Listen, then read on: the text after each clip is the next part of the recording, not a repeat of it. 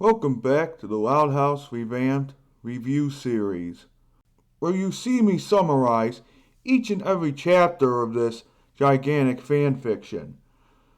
The deal is I'm going to be doing like 10 chapters per video. So we're going to be doing chapters 21 and 30, where we're going to get further into the fanfiction. Without further ado... Wait!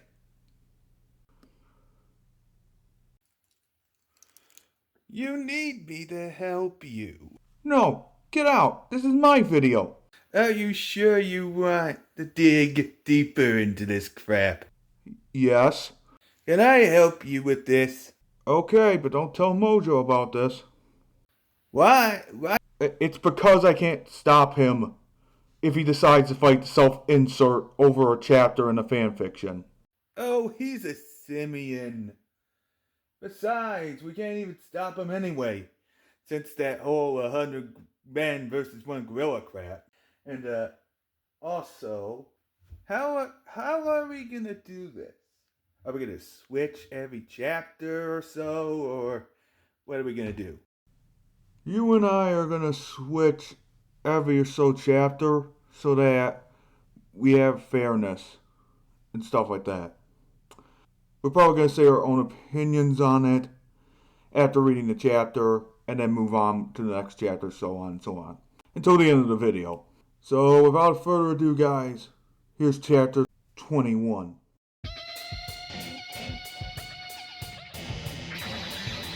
Welcome to another JD original where Glori fights another teenage girl. Yeah, this is basically like the Sonic versus Shadow fight from Sonic Adventure 2, but way lamer.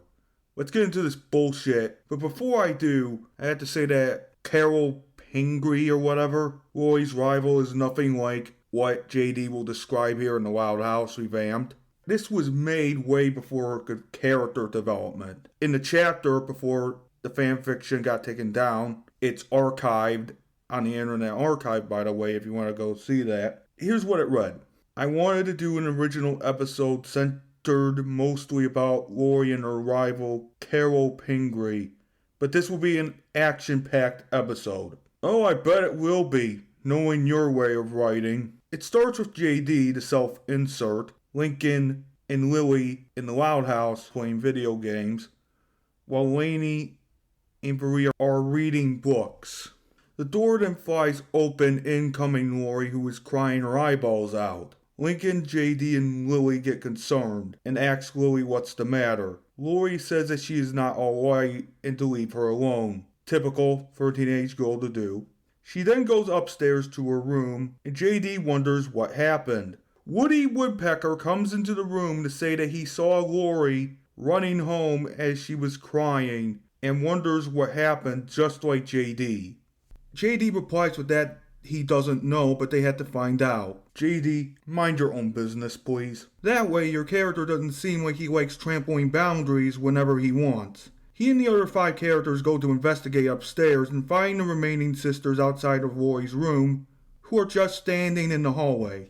Terrible writing. JD then asks what's going on, but the sisters tell him to mind his business. Nah, just kidding. They tell him that Glori and Carol had a nasty fight, with Glori getting hurt badly. JD says this. Carol did this to her? What is wrong with that girl? Well, JD, she is a bully. That is what bullies do sometimes.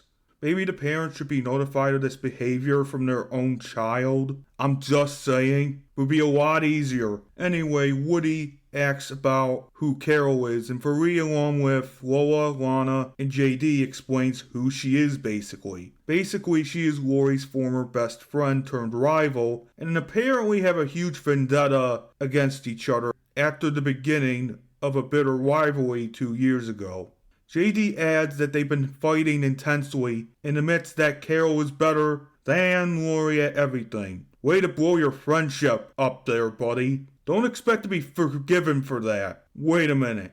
Why didn't you stop the fighting? Alright, there wouldn't be a fanfiction or story if that happened. Woody says that the rivalry is actually a violent feud, with Laney also adding that Glori looks like she got mugged.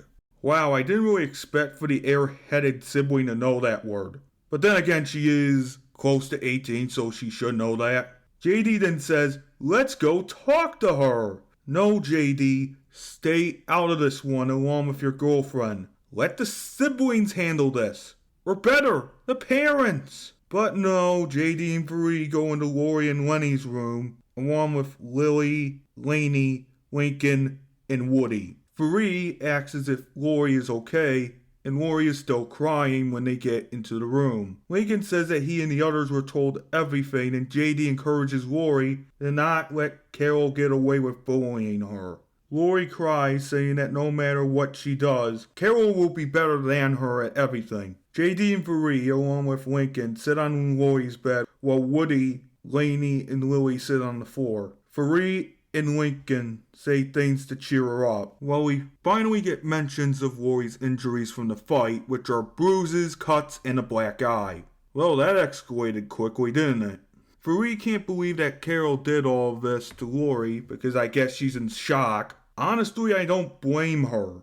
Bree starts healing Lori, and Lily says this. She went from rival to heartless sociopath. Okay, did JD teach her that word, or did JD just beam the word into her brain? Lincoln asks about the meaning of the word, and JD's definition is similar to the one that you find on Google, which is, it's someone that can't feel remorse, empathy, or guilt. They do terrible things and don't care who it hurts.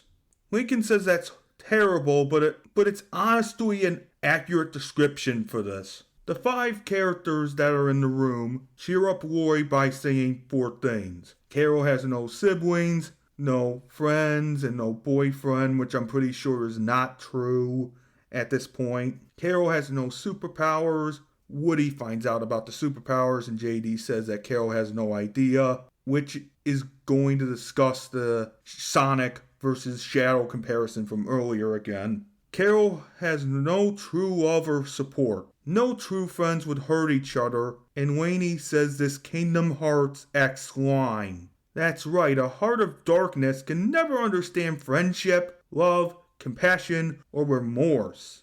I'm pretty sure the correct one is psychopath, but whatever. Bree, I assume, stops healing because Lori feels better and decides to stand up for herself. JD, Laney, and Lincoln support this decision, with Lori's eyes full of determination. Unfortunately, this is where the chapter starts fucking falling apart. And I mean, it literally falls apart in the next scene. The next day at the park, Carol is described to be proud of herself for beating up Lori, which you should never, ever do to someone, by the way. Lori off screen then calls out Carol's name, getting Carol's attention, which leads to her saying this. Well, hello, Lori. Haven't had enough, I see. This is just a powerless teenage girl who was just being a bully, not a supervillain like Dr. Robotnik, by the way. Oh, wait a minute, he's a mad scientist. I can't believe I forgot about that. We will shortly come back to this comparison. Lori says to Carol that she's done being humiliated and that she'll prove that she's better than Carol. Carol asks by saying how Lori will do so. The oldest loud sibling then reveals her superpowers, and this shocks Carol. Not surprising, since it is her first time seeing them in action. Lori then says, I've been given a gift, and I have another thing you'll never have. Carol says, what? And JD and the other 4 characters arrive like it's an Avengers movie, preaching about having what she doesn't supposedly have. Wow. At this point, if I was in her situation, I would get the hell out of Dodge. Because what JD and his friends do is not even a fight. They attack this powerless teenage girl who doesn't have superpowers because she is a bully.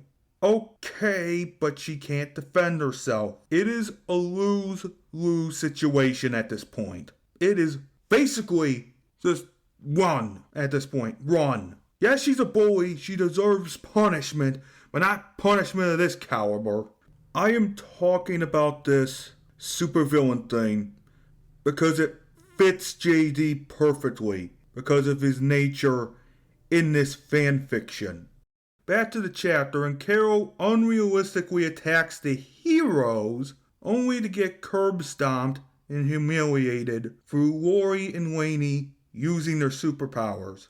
This includes Glori using a ball of wind to push Carol back into a tree, with the latter using animals to assault Carol with nuts, rocks, robins' beaks, and also skunk spray on her.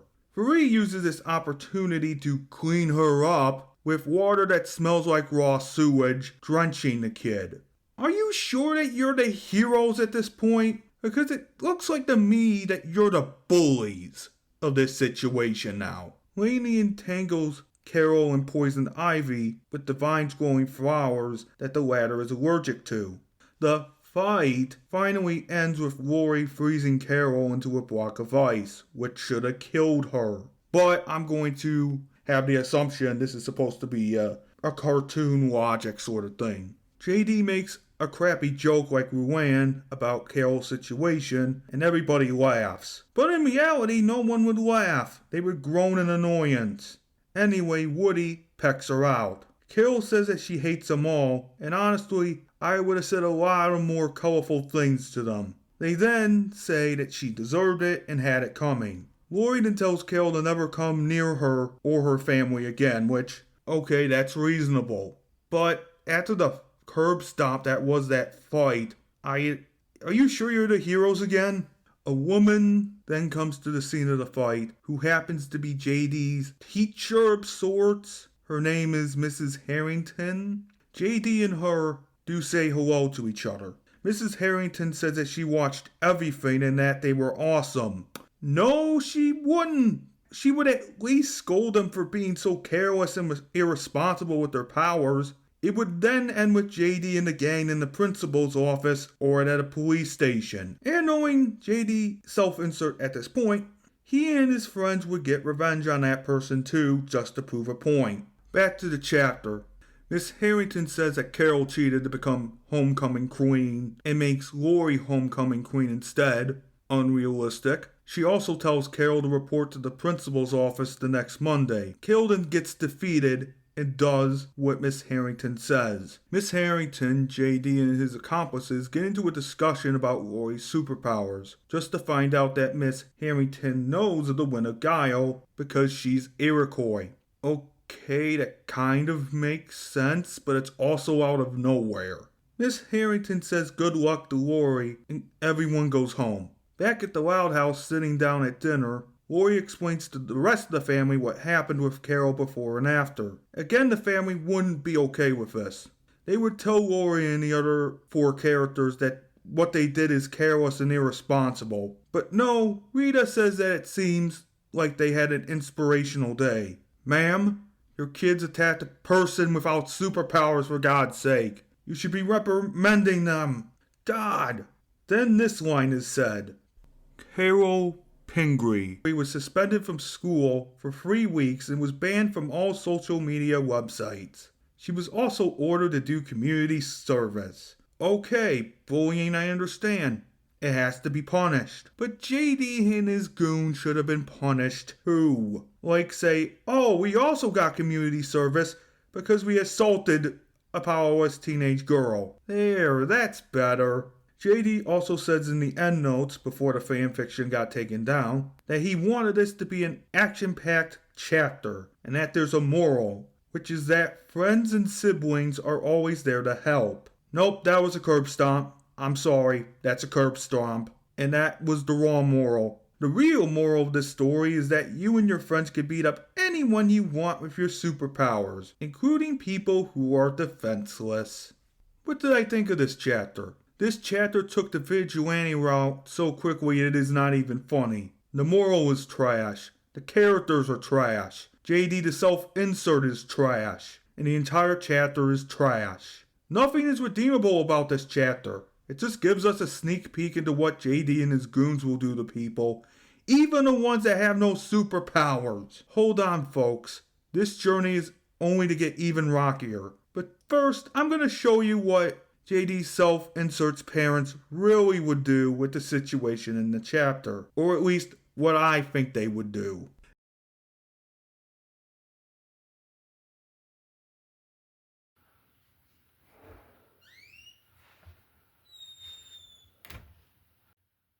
Hi, Mom and Dad. Is anything wrong today at all? Yes, why are we reading in one of the newspapers we got that you're using one of your powers again?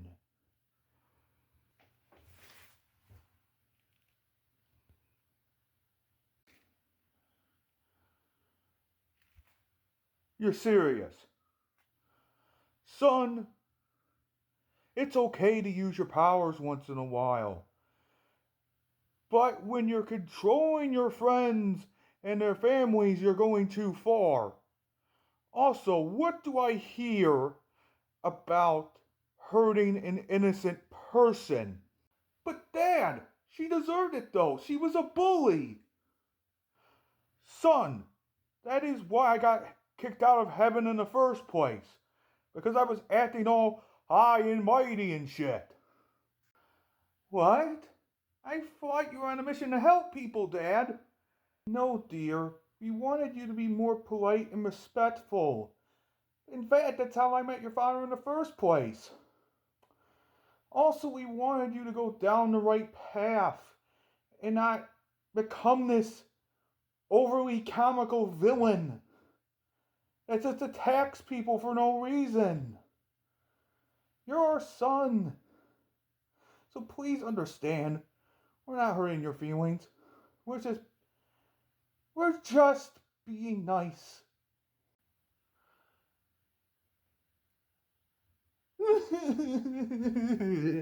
Great, I better go get him. No, honey, let's leave him alone for a while. He needs his space.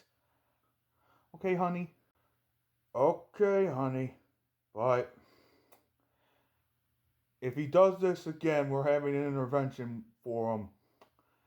Especially after the whole powerless teenage girl thing. He fought with the powerless teenage girl, for God's sake. We need to do something. We need to get him to therapy.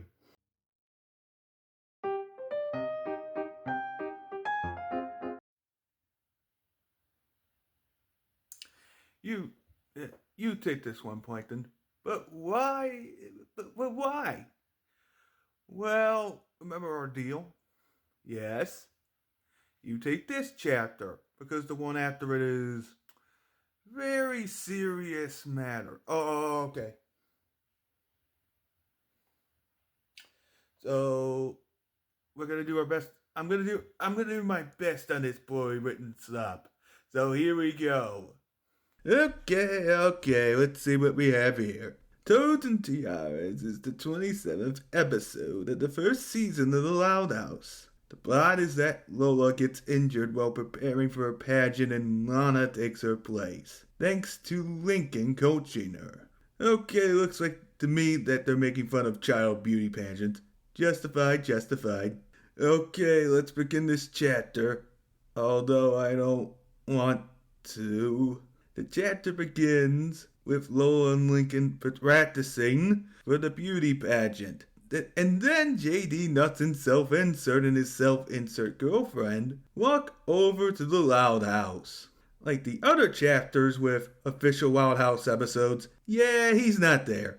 J.D. says hi, and Lincoln immediately tells the two about the pageant tomorrow. Lincoln also mentions a prize, which is 2 tickets to Dairyland. What is Dairyland? It's like Glove World, but everything is about cows. What is a cow? Look, we don't have all day, so just read. Fine. Karen would hate this story. She would rather eat chum, and she can't eat chum. Lincoln says that he's been working his butt off for this prize, and then a montage shows up. Lincoln is shown being a helpful brother to his sister Lola, which is good. After the montage, Lincoln says it'll be all worth it, since he is going to Love World with a lower budget. JD and Very, I think, say they haven't been to Dairyland. Oh, for Neptune's sake, no one cares. And the frog, whatever that is, named hops outside with Lana following it. However, Lana splashes Lincoln with mud not before he raises Lola off the ground to prevent her from getting dirty. Lincoln tells her to watch out next time while rolling Lola, and Lana ignores him. Typical sibling stuff for them, I think. Lincoln then wipes off the mud and tells Lola to move on to the walk. He then says this, remember what Gil DeLilly says in his best-selling book, Unlocking Your Inner Pageant Queen. To win the day, you must sashay. Okay, that guy sounds like a jerk that has no life. Lola then says she knows how to walk, but while practicing, Lincoln notices a can of hairspray on the ground. JD says, uh-oh. Lincoln tries to save Lola, but it is too late, and Lola gets a broken foot and arm. JD, maybe if you use your superpowers to save her or run to quickly pick up the can of hairspray, she wouldn't be in a world of hurt. It's not that hard. Yeah, that's very dumb of JD Knudson to not do anything. In the original episode, it would then cut to Lola in her bed, but JD Knudson wants to show us the immediate aftermath, despite us already knowing how it ends. Lola starts crying and Barry takes her inside onto the couch, and Rita wonders what happened. Barry explains what happened and heals Lola's injuries a bit to make the swelling go down. The next thing is probably going to shock you, but here it goes. Rita only gets the first aid kit for Lola after JD tells her to. My Neptune, why are these Loud House Revamped variants so dumb? You as a parent should obviously know what to do. Anyway, we learn that Barry wants to be a nurse and is taking lessons from Lisa. Isn't Lisa the smart kid? Yes, and she's more of a scientist than an actual nurse. So yeah, that learning might be valuable, but you're still going to have to go to medical school. Lisa brings out an x-ray machine to discover that the arm and leg are indeed broken and has to rest for 3 weeks. Rita comes back with the first aid kit and Barry wraps up the arm and leg in a cast. Barry tells Lola to rest for a while to let the bones heal. Lola sniffles and thanks Barry while JD gives her a special remote control to call anyone in the house to help her. She thanks JD and JD does a very weird and inappropriate thing by saying, "You're welcome, little princess." JD, you're not her father, okay? Stop being a creep. Any sane parent would look at you with contempt. Sweet Neptune, that's screwed up, and I thought I was evil. Lola is now resting in bed with an angry face, and Lincoln tries to cheer her up, but she realizes that it is over. Lincoln, however, denies this, but Lola tells him to leave her alone. Lincoln does so and goes outside to store the pageant supplies in the garage. JD apologizes and Barry says that Lola is going to be okay, but too little too late for the former. Lana, however, is outside and picks up the practice tiara. Lana asks as if Lincoln is done with the tiara as she's going to use it for welding. Lincoln gets a brilliant idea and puts the tiara on Lana, with her looking up at it. Angels then toot horns, while the choir sings Hallelujah in the background. I may not know what that song is, but I feel like it is important. Lincoln looks on at Lana with hope in his eyes, and Lana asks Lincoln about why he is looking at her like that. Lincoln bribes Lana with a season pass to Dairyland and tells her to impersonate her sister in the upcoming beauty pageant. Lana rejects the offer at first, but accepts after being told about a roller coaster known as the Milkshaker, which makes you eat your barf. JD then says it is like a NASA gravity simulator centrifuge. Okay, I don't know about that. Moving on. Lana, however, worries about Lola finding out and telling her brother and friends that they know what happens if she does find out. An image of Lola looking on demonically with hellfire in the background is then shown with a Satanist cult choir chanting. Okay, people, she isn't that bad. The 4 buffoons and shudder with terror, which includes JD. JD, you have superpowers, remember? Use them. Oh wait, the last time you used them it was on an innocent person. Lincoln then promises to Lana that they won't get caught and they shake on it with Lana getting mud on Lincoln's hand. Lincoln then says to Lana that she has to freshen up and says a stupid quote about dirt getting you last place. That quote's stupid. Moving on. Lincoln sneaks into Lola and Lana's room to get one of Lola's dresses, but Lola wakes up. You know this sounds bad out of context. Lola asks what Lincoln is doing, and Lincoln lies, saying it needs to be dry cleaned. Lincoln then leaves Lola in Lana's bedroom, with the former getting suspicious. This happens one more time with the Princess Hairspray, but Lincoln puts it on his armpits to trick Lola into not finding out about the plot. I don't think hairspray is deodorant, Lincoln. Lola leaves and Lincoln asks for help to get his arms unstuck. Lana rips Lincoln's arms from their pits, making him scream. JD and Varee say, ouch, yikes. Duh, it is obviously gonna hurt you two non-canon dolts. In Lincoln's room, Lana, Lily, and Woody just appear out of nowhere. No explanation, just there.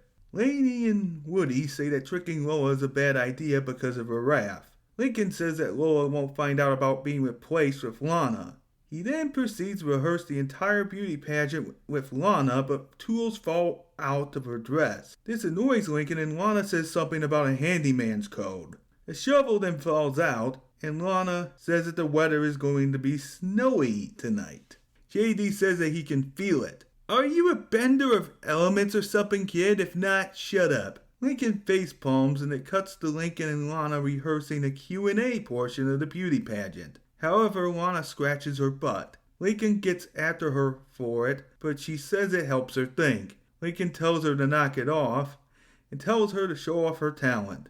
Lana does the classic armpit fart trick, and JD and Very laugh. Oh, Neptune, are we halfway through yet? Yes, the recording is going to be over soon.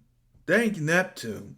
JD congratulates Lana, but Lincoln is not impressed. Instead, he wants her to do a stupid ribbon dance. Lana says, excuse me while I go barf. Lincoln reminds her that Dairyland tickets are at stake and a training montage happens. At the end of it, Lincoln says that he is proud of Lena. Lena says that the sparkly towel feels good, and her friends, sisters, and brother loudly proclaim, or yell, Dairyland, here we come! Newsflash, you five aren't going. It is 2 tickets, not 7. If JD is willing to part with his money, you might go, but I don't see it happening. He is just like Eugene, helpful, but more evil than I am. The next day at the pageant, JD, Very, Laney, Lily, Woody, Lincoln, and Lana arrive, and Lana gets worried about the competition. Very says they're cute as a compliment. Lincoln points out to Lana that she is as good as any of them. A cameraman walks by, making Lincoln and JD react with surprise that the pageant is being broadcasted. Well, it is entirely possible that most pageants are broadcasted, so we're moving on. Back at the Loud House, the kid's father orders the Princess channel for Lola and she thanks him. The kid's father says that he doesn't need the sports channel anyway and sulks. Lola, however, finds out about the plot Lana and Lincoln were doing via the TV, which shows the pageant starting. How does she find out? By Lana pretending to be Lola, of course. I'm pretty sure that's fraud. And then again, I shouldn't be talking about fraud. Anyway, Lola gets up with a crutch and limps off to the pageant ready for revenge. The kid's father, however, takes disadvantage and switches to the sports channel instead of, stopping his daughter who's on a crutch and limping. Wow, these variants are dumber than I thought. That happens in the original episode 2, unfortunately. Oh, so it's normal for the parents to do that in the show? Yes, I think it is pretty much normal. JD, back at the pageant, in his seat, senses a disturbance in the force. Of course, he's a Jedi, whatever that is. JD then tells his friends about it, and they, along with him, go to warn Lincoln. Lana finishes her introduction and goes backstage, but Lincoln gets upset with her belching from earlier. However, this escalates as Lana can't help being herself. For example, she fixes a loose floorboard with the other contestants laughing at her. Lincoln becomes an annoying brat that wants perfection from Lana and throws a temper tantrum over tickets. Wow, really original, aren't you? Lana gets to the interview portion of the pageant, because apparently that happens, and answers a question about the national debt. What kind of pageant is this? Am I being trolled or something? Because if it is, that would explain a lot. Anyway, after that, Lana's frog pet thing hops out of the dress she is wearing and lands on the judge's decks. This causes Lana to lunge to get the pet back, causing a ruckus. This causes Lincoln to throw in her a temper tantrum about being perfect, but Lana defends herself, saying that she's just being herself. Lana starts to wonder if she's the problem and starts to walk away with Hops, the pet frog, hopping on top of Lana. He then looks at Lincoln ashamed. Lincoln then realizes his mistake of being a brat and stops Lana from going on stage. He then apologizes for his temper tantrums and roasts Gilda Lily, a pageant expert, for having no life. Lana then says this, "Yeah, but still, why can't I be like them?" while pointing to the other contestants or whatever.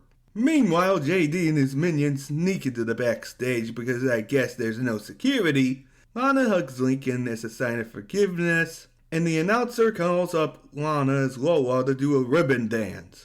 Lana says she'll do her best on the ribbon dance, but Lincoln tells her to be herself. Lana is surprised by this and says that they could kiss the tickets goodbye. Lincoln says that he doesn't care anymore and tells Lana to be herself. Lana takes off the dress and returns to her own appearance, taking the stage. Then JD and his goons arrive to warn Lincoln about Lola, but Lincoln asks JD how he knows. JD responds with, "The Force told me."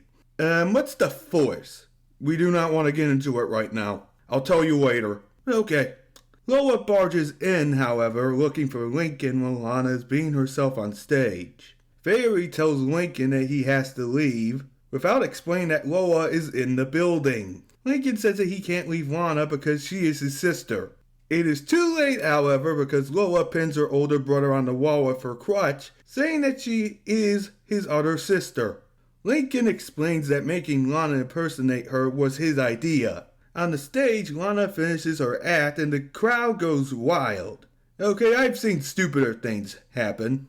Lola explains that she worked for 4 years to build her reputation, and that he just ruined it. Laney tells Lola to calm down, but that is the worst thing you can say to someone when they are mad, because it'll get worse. Lincoln tells Lola to listen as the announcer says that the winner is Lola Loud. This obviously makes Lola smile, and Lincoln being happy for Lana. Lana comes in with a victory tiara and sees Lola. She apologizes to Lola for impersonating her, and Lola accepts the apology because she didn't lose technically. Lana hugs Lola and will leave. Lana tries to give Lola the tiara, but Lola tells her that she earned it. Lincoln and Lana look on with awe for the gesture Lola did, causing the choir to sing Hallelujah once again. Seriously, what is this song? Lincoln and Lana, along with JD and his goons, hug each other and say that they're going to Dairyland. It is 2 tickets, JD,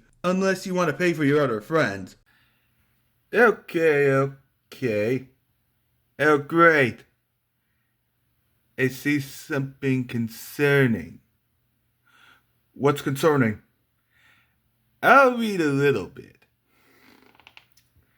The doors opened and a snowflake and a little flickering flame came in and they flew backstage. Oh, another power choosing segment. I didn't know that happened in the fanfic. Yeah, sorry about that point then. Oh boy, here we go. The snowflake lands on Lana and the flame lands on Lola, glowing. They both end up in tornadoes of snow/ice and fire. Coincidentally, Lola's injuries get healed by the fire tornado. What, is Lola made of metal? JD wonders what is going on, and Laney says that another choosing process is happening. The tornadoes die down and Lana and Lola wonder what happened. JD proceeds to explain to the both of them that they have elemental powers. Lana has ice powers while Lola has fire powers. JD looks through his Legends book and says that the goddess of snow from Greek mythology, which happens only every 500 years, gave Lana ice powers while Lola got fire powers from a fire spirit in Lithuanian mythology, which happens every 750 years or so. They also get winged flight, but that's kind of stupid. Since the twins just got their powers, they can't control them well, especially Lola, who starts burning the floor on accident. I swear, JD is making backroom deals with those gods. You can't tell me I'm wrong. Well, it is probably true. It explains a lot of the traffic that happened a while back in the Atlantic. Laney tells him to control the powers with love, and newsflash, superpowers don't work like that. You have to restrain yourself, I believe. Well, that's what Mermaid Man and Bargle Boy told me, but yeah, I just don't know why it happens. Lola wonders how they're going to tell the family back home, and Laney says that they'll think of something. JD says, come on guys, let's go to Dairyland. At Dairyland, JD, his goons, Lincoln, and Lana get on the milkshaker while this Woody character is too small. Lincoln then says to the viewers that he learned to not be a brat and to keep his mouth closed on the roller coaster. The roller coaster starts and the characters throw up, ending this very awful chapter. What did you think about this chapter? I thought it was awful. I think this chapter is harmless for the most part, but still sucks. The extended segment of Lola breaking her arm and leg was unnecessary, and the random superpower selection was stupid. JD and his goons did not need to be there, and this should have been unchanged. Let's move on to Chapter 24, because Chapter 23 needs its own video for obvious reasons, because it has serious subject matter in there. So let's move on to Chapter 24.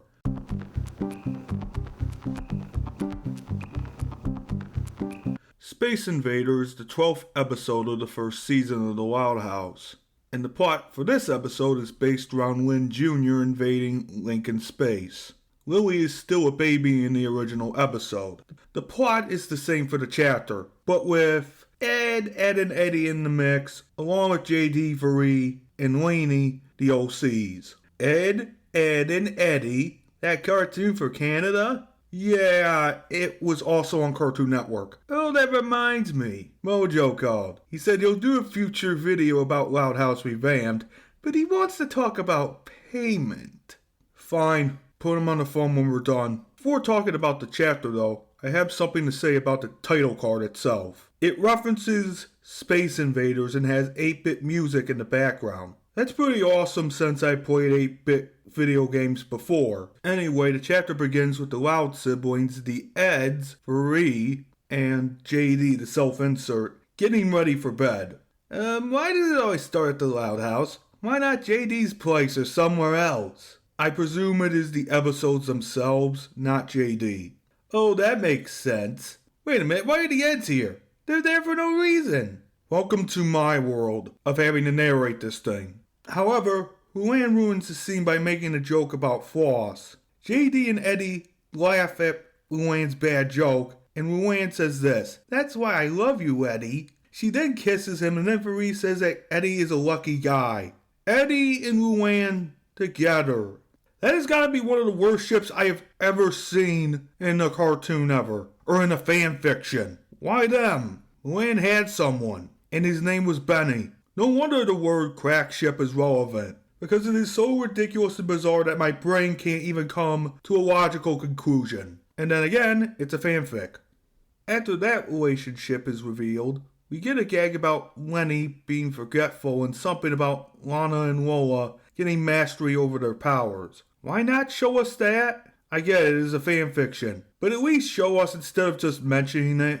Ed being dumb or generally not knowing did not know about some of the Louds having superpowers. Well, it is probably better that he didn't. Glori and JD explain that it is a long story, but then Luann Jr. and Lucy get into a fight over toothpaste. Lincoln takes advantage of this and steals the toothpaste, with Lynn Jr. telling him to share. JD then talks about the sleepover and Lincoln says that he's excited. He gives the tube of toothpaste, while accidentally dabbing toothpaste in the sink, back to Lynn and talks to the viewers. Space, the final frontier. As you might imagine, with 11 sisters, space is limited. Also, watch out for JD's manipulations. He sucks. In the original episode, what Lincoln such said is a Star Trek reference, but JD says that he sounds like Captain Kirk at the beginning of Star Trek. Lincoln says that he knows and that everywhere you go you have to deal with the crowds. JD, Varee, and the Eds then go to Lincoln's room for the sleepover. Eddie says it must be hard living in a cramped house, and Lincoln responds by saying yup, but being the only boy in the family has its perks. Lincoln thinks that he hears something, but his friends don't hear anything. Lincoln then brushes it off and talks about his own personal space being an oasis in the sands of the Wild House, not wanting to give it up. The Eds obviously don't blame him, but before Lincoln can brush his teeth, a loud thud is heard. This causes Lincoln and his friends to investigate, going to Lucy's, Lynn Jr.'s, and Laney's room, where Lucy and Lynn Jr. are fighting, excluding the other siblings. Lincoln asks about what is going on, and Lori says that Lucy and Lynn Jr. are fighting again. Laney says it happens all the time, and Eddie stupidly asks if this happens a lot. Luann makes a stupid joke once again, and Eddie and JD laugh. Double D and Lisa have a conversation about violence being part of what humanity is about. Laney says that she can't watch and puts on cucumber slices over her facial mask. JD sees something and says, "Incoming!" A jockstrap comes flying out of the room, and the others except Lenny dodge it in time. Lori says that she would hate to be in the middle of that fight, and JD and Lincoln agree. Lincoln and his friends go back to his room, and Lincoln says that another perk is that he doesn't have to get involved. JD says, "Good for you, buddy." However, before Lincoln begins to brush, someone knocks on his door, revealed to be Lynn Jr. holding a pillow. Lynn Jr. begs to sleep in Lincoln's room for the night because of the recent fight. JD says it is okay as long as Lincoln doesn't mind. Lincoln says he would say yes, but the bedroom is too cramped. "Bro, you have 5 people in your bedroom. It is already too cramped." Lynn Jr. says she'll sleep in the bathroom, but why not on the couch? I guess the couch is off limits or something? Lincoln agrees, but before he could close the door, Lynn Jr. gives him the Bambi eyes, and Lincoln lets her in, saying she can stay for one night. Wow, that's nice of Lincoln, but still. That's a cramped bedroom, isn't it? Lynn Jr. thanks Lincoln, and immediately makes him flinch by bringing out her fist. She says 2 for flinching, and playfully punches his arm twice, going in and laughing. Lincoln thinks to himself that it is for one night, and that nothing bad can happen. He says to Lynn Jr. that they'll have to establish some ground rules, and tells her to keep her hands off his stuff. But Lincoln notices Lynn Jr. is using his toothbrush.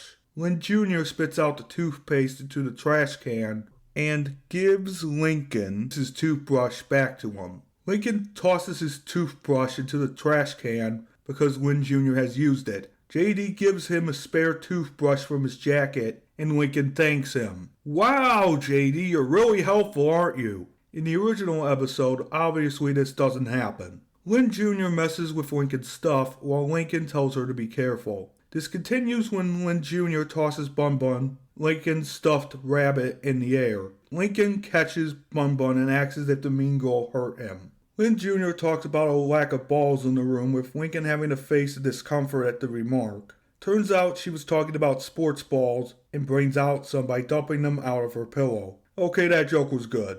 Lincoln yawns and says he wants to go to bed, but JD and Lynn Jr. complain. Lincoln does try to go to bed, but Lynn Jr. puts a fighting mask on her brother's head, starting a wrestling fight with him while he's confused. JD, trying to protect Lincoln, also starts a wrestling fight with Lynn Jr. because why not? JD seems to be on the losing side, and then out of nowhere pins Lynn Jr. to the ground, ending the fight. Lincoln, annoyed, asks if he and they could go to sleep, and Lynn Jr. responds by making Lincoln flinch again by bringing out her fist. Man, she's not a good character. Or she's just being a kid. Or both. Lynn Jr. then playfully punches Lincoln's arm twice and laughs, making Lincoln sigh. Sibling rivalry. One of the most annoying things I have dealt with. You have siblings? Yeah, like 500? 5,000 actually. Wow, you have it worse than Lincoln does. Yeah, I do. It was tough being a kid. Later, the 4 kids are ready for bed, but when Lincoln turns off the lights, Lynn Jr. starts ricocheting a tennis ball off the wall. This annoys Lincoln, and she says it helps her sleep. Lincoln tells her to knock it off, and JD takes the time to say that the Eds sleep in different rooms. That was bound to happen, but then why were they in Lincoln's room to begin with? JD then confirms that Luann and Benny are no longer together and claims that it was sad to hear that. I'm sure that it was, since he probably heard about her sisters and you beating up someone with no powers. As the other 3 kids fall to sleep, Lynn Jr. lets out a big fart from under the covers and laughs. Lincoln smells this, which wakes him up along with the other two kids in the room. This disgusts Lincoln, but JD only senses what happens and says, uh-oh, like he's Princess Peach. Instead of doing something. God, he's not Princess Peach. Lynn Jr. then pulls the covers over Lincoln and laughs as Lincoln cries in distress over the gas she left out. Lynn Jr. sets him free as he breathes heavily and says goodnight. Fareed actually scolds her for it, which is a plus, but then you realize that Fareed did nothing as well. Lincoln gets frustrated and says goodnight. Later, Lynn Jr. is asleep and snoring and drooling so loud that JD and Lincoln can't sleep. Lincoln decides to sleep in the bathroom and takes his pillow and blanket there. Well, JD thinks to himself that Lynn Jr. snores as loud as his father. Wow, she might have a fucking sleep problem. The next morning, Glori wakes up to go to the bathroom to take a shower, but when Glori turns on the water, she hears Lincoln scream. This makes Glori open the curtain, seeing her brother with his pillow and blanket. She asks Lincoln what he is doing in the shower, and Lincoln says that he's going to get his bedroom back. He leaves the bathroom and walks past Luann and Luna's room dripping wet. Luann opens the door with Eddie right behind and immediately makes a joke about what's up. Eddie laughs along with her. This is repetitive. Lynn Jr. gets out of bed feeling refreshed and sees Lincoln with JD following her. She sees Lincoln and says he looks terrible. JD asks if he slept in the bathroom, and Lincoln confirms. Lynn Jr. gets pushed back into her and Lucy's room by Lincoln and goes back to his room. Lucy and Lynn Jr., however, get into another fight, with Lucy kicking Lynn Jr. out. Lynn Jr. says, "Fine, I'll stay in Lincoln's room again. He's a way cooler roomie anyway." Okay, that's weird. Thus, Lincoln's first solution obviously doesn't work, with JD and Lincoln trying to plead to Lucy, but she doesn't budge, closing the door. Fareed then says this is crazy. You know what's crazy? Shoving a ton of characters into this chapter so it could be filler. JD Fareed, he adds, free of Lincoln's sisters, and Kreider then seen walking to school talking about Lynn Jr.'s sudden space invasion and how crazy it is. Lincoln gets an idea all of a sudden and thinks about being a bad roommate. He then proceeds to start running home, but Clyde points out they still have school. Lincoln then decides to go to school first and then executes his plan when he goes home. Later at their school, Laney goes to Lincoln's bedroom where she finds herself in a weird situation. She and Lynn Jr. see Lincoln engulf a tire who reads a poem about space. This doesn't work, however, and Laney just leaves, closing the door behind her. The next night, Lincoln surprise wrestles her, catching Lynn Jr. off guard, and wins. Lynn Jr. is actually impressed by this and laughs, making Lincoln's plan fail again. Later, when Lynn Jr. is in Lincoln's bed, he does a Dutch oven, like the former does, with Fareed snickering. Lynn Jr. gets furious and leaves. She has a small conversation with Laney and grabs her stuff. It seems that Lincoln's plan worked, but she comes back with her stuff and says she is moving in permanently. Lincoln's plan didn't work, and JD telepathically tells him they'll find another way. The next morning, Glori catches Lincoln in the shower again after turning the water on. As he goes past Lucy's and Laney's room, he notices Lucy ricocheting one of Lynn Jr.'s balls against the wall, sighing. Lincoln says good morning to Lucy, and Lucy denies having a ball in her hand, tossing it away, but it hits her head. Lincoln starts to get suspicious and finds Lynn Jr. sighing sadly while reading Lucy's poetry. He also says good morning to Lynn Jr. and she denies having a book and tosses it away, but the book hits her head, making Lincoln curious. In the living room, JD, Fareed, and the Eds are playing video games while Laney is reading books on the sofa. At some point she gets up and goes up the stairs, bumping into Lincoln. Lincoln and Laney talk a bit and then say simultaneously that they want the same thing. Lincoln is confused, but Laney explains that she wants Lucy and Lynn Jr. to stop fighting and is very uncomfortable sleeping in Lynn Jr.'s bed. Lincoln asks about why she's sleeping in Lynn Jr.'s bed, and Laney says to call it a friendly gesture. She also wants things to go back to the things they were before the fight. And Lincoln sees a book that Laney was reading. He asks for the book, and Laney gives it to him. In the book, Lincoln finds something interesting and shows Laney, who smiles. Lincoln then calls JD, Vuri, and the Eds together and comes up with a plan. In the original episode, he came up with the plan himself. Wouldn't Laney already know about this? I'm like, seriously. She would already know at this point. Say, oh, yeah, I thought it wouldn't work. Something like that. Later that night, Lincoln executes his plan and slips invitations into specific spots, causing Lynn Jr. and Lucy to meet for dinner in their room. Lucy and Lynn Jr. then get into another fight after getting confused on who invited who. Lincoln then realizes his plan goes south as Lucy and Lynn Jr. didn't make up. They yell at each other, getting the attention of the other sisters. Other sisters just talk about hating to be in the middle of the fight, with JD saying it is ridiculous. JD, fix it then! Laney, like a disappointed parent, sighs and goes inside her room and yells at Lucy and Lynn Jr., saying that she made this dinner for them to make up. Lynn Jr. and Lucy ask why, and Laney says that she misses the two of them being siblings. Lucy and Lynn Jr. then agree and see what she means, with JD adding that it is very hard and that he cares about him as much as his real family. Dude, too much. That's too much information. Too much. Lincoln says that JD and Laney are right, and demands for both of them to make up. Lynn Jr. throws a meatball at Lincoln, and Lucy compliments her on the throw. Lynn Jr. then says, "You like that?" and throws another one at Laney. Laney throws the meatball back, and Lynn Jr. ducks, only for Lucy to get hit and laughs. Then another fight breaks out, but instead of it being heated, it is more playful and they are laughing, which means they made up. Vuri and JD along with Lincoln join the food fight and Lori goes to bed. Luann makes a joke about pasta and bedtime, laughing. Eddie laughs along with Luann as the other sisters sigh and go to bed. The food fight then ends and Lynn Jr. and Lucy hug after Lynn Jr. tries to make Lucy flinch. Laney talks about how they are going to clean up their mess. Lucy, Laney, and Lynn Jr. then get an idea, which is to sleep in Lincoln's room. Lincoln then says to the viewers, "Space, the final frontier. Sure, I am lucky enough to have a room to call my own, but in the Wild House, we all know when we need to share." JD and Vuri agree, and it is revealed that the three sisters are sleeping in Lincoln's room for the night. Lincoln puts on a wrestling match and goes to sleep, with JD saying goodnight in Norwegian, ending the episode and the chapter. What did I think about this chapter? This chapter was okay, but the Ed's inclusion was unnecessary and felt like filler. The sibling rivalry between Lucy and Lynn Jr. was fine. Laney being the peacemaker kind of makes sense in this fanfiction, because that's what she is, the peacemaker sort of, and the sane man, but not really.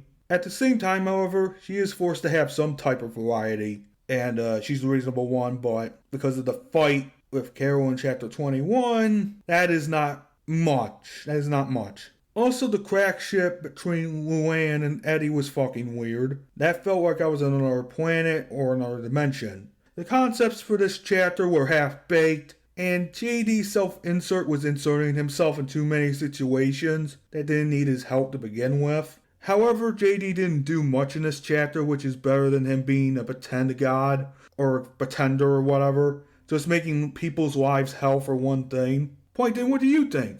I don't know. This chapter felt draining, but I think I'm ready for the next chapter. Okay, let's move on to...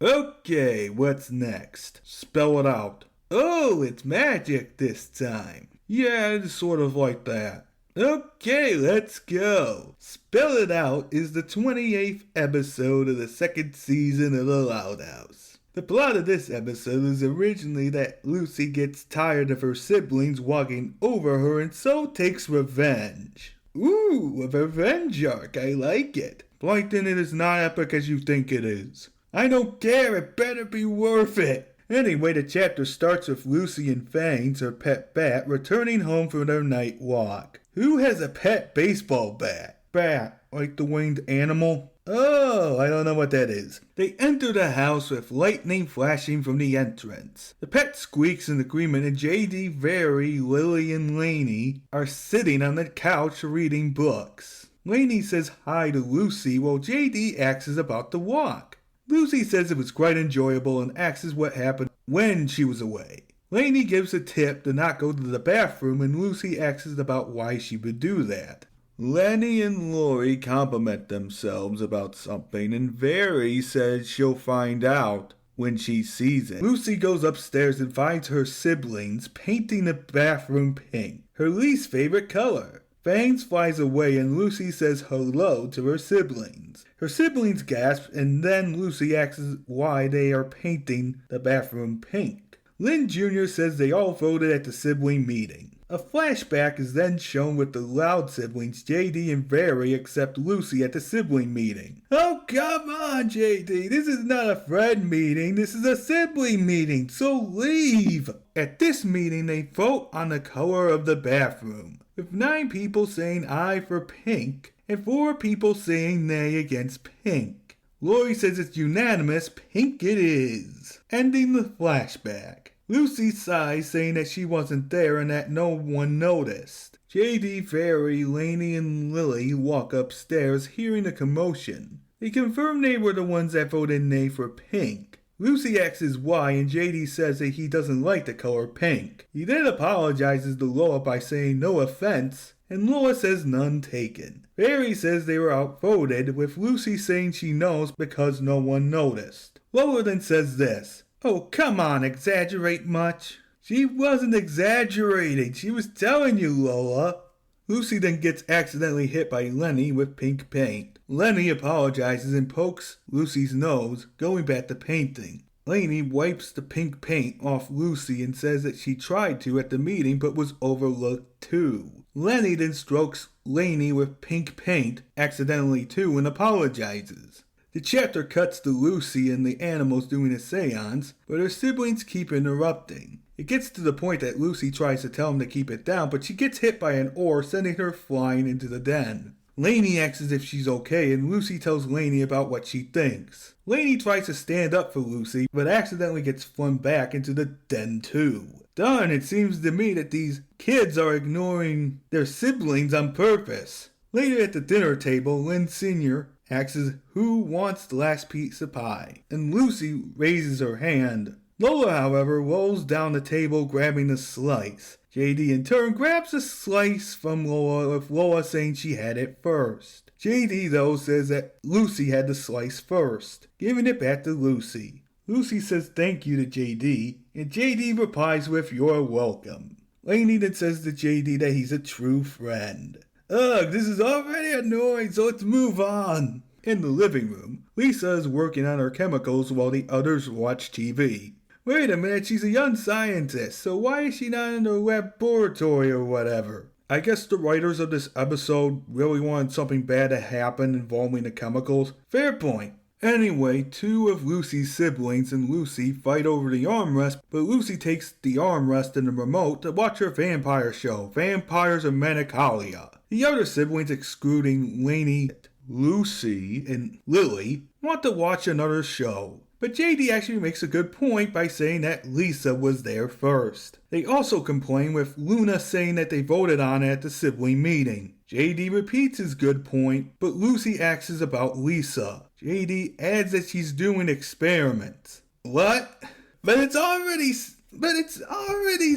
It's already said in the chapter. You don't have to repeat yourself. Lucy asks Laney if she likes the vampire show, and Laney agrees, with Very butting in. Lucy then asks for a poetry journal to write down some very strong feelings. Just like Lord Phantom predicted earlier, something bad happens with Lisa's chemicals, which is a chemical spill, in the living room. In the original episode, they spill onto the poetry journal. Here in the chapter though, JD grabs the poetry journal and prevents it from being spilled. He then gives it to Lucy, who's very grateful. Before Poynton goes further on onto the chapter here, in the original episode, Lucy feels left out because she is, well, left out. In this chapter, though, that is pretty much the case, but with JD saving the day. JD, Very, Laney, and Lily feel bad for Lucy and decide to check up on her. We find out that she's in the attic with a statue bust named Edwin. Laney asks if Lucy is in the attic, and Lucy wonders what she wants. JD, Very, Laney, and Lily walk up into the attic, and JD apologizes to Lucy for the way her siblings are treating her. JD, they should be the ones apologizing, not you. Even as a villain, I know this. Laney says that the other siblings don't mean it, but Lucy thinks that they do. She says no matter what she does, they walk all over her. Lucy also adds that at least she could go to her dark place. However, Lucy finds it blocked with junk, but Laney offers to help her along with JD, Very, and Lily. The four Mary Sues help Lucy by moving the junk away, while Laney tries to explain to her that the other siblings love her despite them not listening. Lucy tells Laney that they barely notice her and that she wants revenge. The four Mary Sues and Lucy come across a chest with a tag on it, and Lucy says it belonged to her great-grandmother Harriet. Very isn't surprised about the chest, with Lucy opening the chest and saying that her great-grandmother was a cool lady. She holds up a picture of Harriet who looks like Lucy, but in period-accurate clothing. The other four characters react in amazement at the picture, and when Lucy takes out her crystal balls and skulls, she notices a secret compartment, only to find an ancient book of spells after blowing the dust off. Laney and Lucy react with a surprise, and then JD pulls two powers out of nowhere, light and dark magic, by mentioning them, surprising Lucy. JD then tells them to watch as he fires a purple lightning bolt out of his hand at some old phonographs, turning them into golden coins. And some of the loud family history is now lost media, because JD, the self-insert, decided to be an egocentric prick. Wait, there's more. Laney and Lily react in awe, but the former goes over to the coin pile only to discover they are chocolate golden coins by pulling off a wrapper. If I discovered some of my family history was gone due to someone turning them into golden coins, I would immediately demand them to turn the family history back, or I would fight them, especially a superpower being like JD himself. Me too, but I would probably turn them into chairs. Lucy then gets an idea to start a revenge arc by using the magic book, but Laney says to herself that she ain't going to like what is gonna happen. Back in the living room, Lori's on her phone talking about Carol getting eyelash extensions, with Lucy watching from the den. Then the four Mary Sues talk about Carol trying to regain her popularity. Honestly, in my opinion, she and her family should have left town after those 3 weeks to get away from those freaks. Anyway, Lucy is ready to use the spell book, but Laney says to Lucy that does she really think it works? Lucy responds by saying, one way to find out, and says an incantation about ending dialogue. Lori's phone then suddenly ends hanging up, with Lori getting upset. She ends up going upstairs with Lucy smiling. The four Mary Sues wonder what just happened. JD, you're a magic user. You shouldn't be surprised. Laney is surprised that the spell worked, and Lucy tells her that she hasn't seen anything yet. We did see something. It then cuts to a new scene where Lana is watching TV on Lucy's favorite spot, with the four Mary Sues on the staircase. Laney asks Lucy if what she's going to do is a good idea, but Lucy just ignores her and reads a spell to make Lana's butt itchy. Lana then suddenly gets an itch from out of nowhere and scratches at her butt aggressively, with Lucy being proud. In Lisa's room, Lisa works on her experiments and hums a tune to herself. Lucy then uses a spell to make Lisa's fingers gluey, and Lisa's fingers become gluey due to the chemicals spilling on her hands. She tries to get the glue off but keeps crashing into her chemicals, while Lucy laughs at her misery. An explosion then happens, leaving Lisa in a mess. Laney gets even more concerned and worries that Lucy is abusing the magic. The four Mary Sues later confront Lucy on the staircase, with her bragging about what she did to Lisa. JD tells Lucy that she shouldn't have used magic, but he did the same thing earlier by turning phonographs into chocolate. Anyway, Laney warns about unexpected consequences, but Lucy reminds Laney that the other siblings walked all over her too. We then get a flashback to Laney painting Laney's tutu red, and Laney getting rightfully angry. Laney then says that she made it better and calls her Roughin, making Laney growl. The flashback then ends, and Laney is now angry. She then snatches the spell book from Lucy and performs the spell to make Laney cluck like a chicken. Laney then clucks like a chicken, and Lily laughs. Isn't Lily like a 10-year-old stuck as a baby or something, or a baby stuck as a 10-year-old? Man, that is terrifying. Damn, Laney's just crashed out worse than Lincoln, and that's saying something. Laney then smiles at this and teams up with Lucy. Lucy says welcome to the dark side. Fairy says that she has a bad feeling about this. Then Laney uses spells against the other siblings, minus Lily, to get revenge. Lola gets a patch of hair falling from her hair and screams. Lincoln freezes like a statue, and Luna can no longer hear her music. Laney then cackles evilly. This all leads to later, where the four Mary Sues are walking downstairs to meet Lucy and Edwin. Laney tries to tell Lucy what she did to Luna, but Lucy says she can't talk and goes back to the attic. However, the four Mary Sues notice that the stickiness spell, Casted, got to her by seeing bald spots on the back of Lucy's head. They walk up to the attic and Laney says to Lucy that she should be happy that things are going her way. Fortunately, Lucy takes back the spellbook. It points out to Laney that things are going right for her, not Lucy. JD then asks what's wrong and Lucy gets annoyed, saying the spells backfire because of her siblings doing other things. She then groans in frustration and throws the book,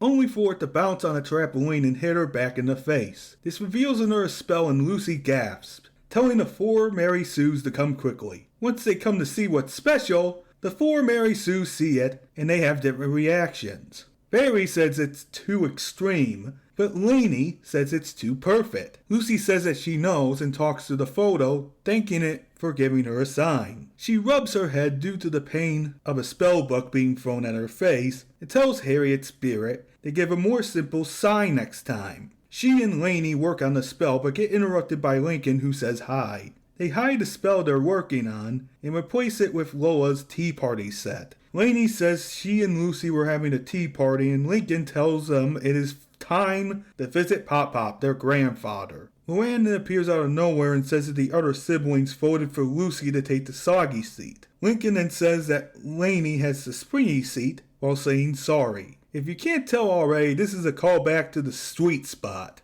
Laney is about to beat up her brother, but Lucy stops her, telling Luann and Lincoln to go ahead without her. She says that she has something important to do, while JD tells Lincoln to tell the grandfather that he and Lucy wish him the best. Luann says that they will, and Lincoln and Luann leave. Lincoln flips the spot back to the powder and turns to the book. JD then tells us that the Eds are out of town and that Woody is watching TV in his house. Laney steams about the springy seat, and Lucy says to not worry, because they will see to it who will sit in the bad seats. That night, Laney and Lucy sprinkle the spell powder over each of the siblings' pillows, minus Lily's. They and the three other Mary Sues then go to sleep, not until Lucy gets rid of Lynn's equipment in her coffin. The next day, the four Mary Sues and Lucy go to the newly pink bathroom to see the other Loud siblings brushing their teeth. JD, Laney, and Lucy say hi to each other, and when the Loud siblings try to scream, no sound comes out, much to Lucy's content. Great, looks like their great-grandma Harriet knew Ursula somehow. I recognize that spell. Wait, you knew... Wait a minute. You knew Ursula? Yeah, but I lost contact shortly before her demise. What exactly happened? I'll tell you later. Laney then high-fives Lucy, with JD and Barry being impressed. Now Lucy's revenge arc is officially intensified, with her saying things are gonna change around here. Lucy then has a sibling meeting where basically only her and Laney's votes are counted, and JD and Barry smile for some weird reason. Lucy then declares that she and the other siblings will paint the bathroom black, pulling up a tarp, revealing black paint cans. They get upset, obviously, because of them not having voices. At dinner, the four Mary Sues and Lucy are eating the leftovers while the other Loud siblings glare at them. Then they watch Lucy's favorite show, with a revelation that one of the characters is allergic to wolf hair. I don't know what that is. The other character there doesn't look impressed, and Lucy's siblings look at her unimpressed for her decision to watch her favorite show.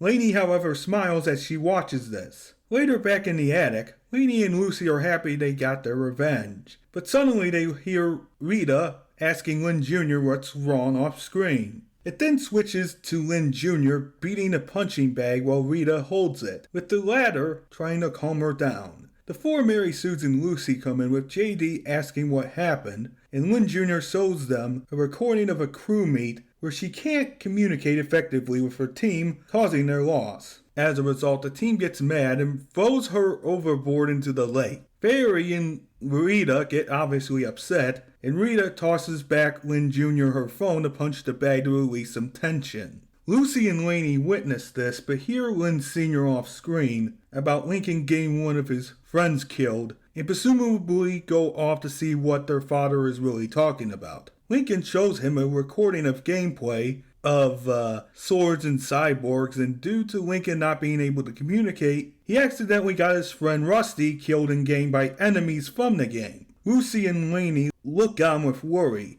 and they hear Rita talking to Glori about something else. Rita tells Glori that it isn't the end of the world, but Glori shows her a recording of her friends treating her badly because she was silent. Okay, that is more of a them problem. Rita tries to counsel her by offering to let her join her book club, which makes Glori cry more. Lucy and Laney look on with despair over what they had done and go back to the attic. They are instantly filled with remorse, and JD says that there must be something they can do to fix the consequences of the magic, with Barry agreeing. Well, Laney, that is on you for not listening to yourself. Lucy says that she didn't want to ruin her siblings' lives, and hopes there is a way to undo the spell. She finds a small printing that says to stop the spell, she and Laney had to put the effects on themselves. Lucy, Laney, and Lily look at each other like they know what to do. The chapter then leads us to Lori and Lenny's room, where another sibling meeting is being held. Lucy tells her siblings who are glaring at her and Laney that she and Laney just want to confess something, not force any resolutions. Laney and Lucy confess they cast a spell on them to take away their voices because of them walking all over the two. The siblings get confused, but Laney explains that she and Lucy can fix this by taking their own voices away. Lucy apologizes for her revenge, but before she can finish, the other siblings silently show laughter. This confuses Lucy, Laney, and the other three Mary Sues, and Lincoln tries to explain that the siblings' voices gave out. JD tries to play charades, but fails miserably, leaving Lincoln unimpressed. Lori takes out a pen and notepad to write something down and hands a page of the notepad to Lucy. Lucy reads the message and says this: "We didn't take away your voices? Ah, so you were wrong." Bullshit. Some of the characters already have superpowers, so magic isn't that far off. Besides, we saw JD turn phonographs into pure chocolate golden coins, so magic does exist. In this universe, at least.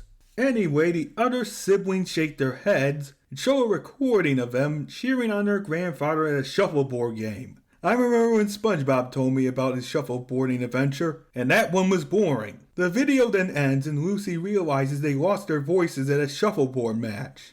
JD and Barry congratulate the silent, loud siblings' grandfather and they nod, after the latter acts as if they got laryngitis. JD says that sucks, and Lucy, along with Laney, asks as what really happened if the spells didn't do anything. Lori silently says her phone's battery just died. Lana silently says that she rolled in poison ivy. Lincoln was playing freeze tag. Lola put on an experimental hair gel, making her hair fall out. Luna's amps wiring got burnt, with JD fixing it like Anakin Skywalker does with his robots. Lenny was clucking like a chicken to entertain Lily, and Lisa accidentally made a new formula of super glue. So there's a plot twist that the spellbook was entirely useless or outdated. Well, this chapter is now completely pointless. Lucy and Laney apologize, as well as the other silent siblings, with them adding they won't walk over the two anymore. Lenny draws a tic-tac-toe grid on the board, with Lucy saying okay.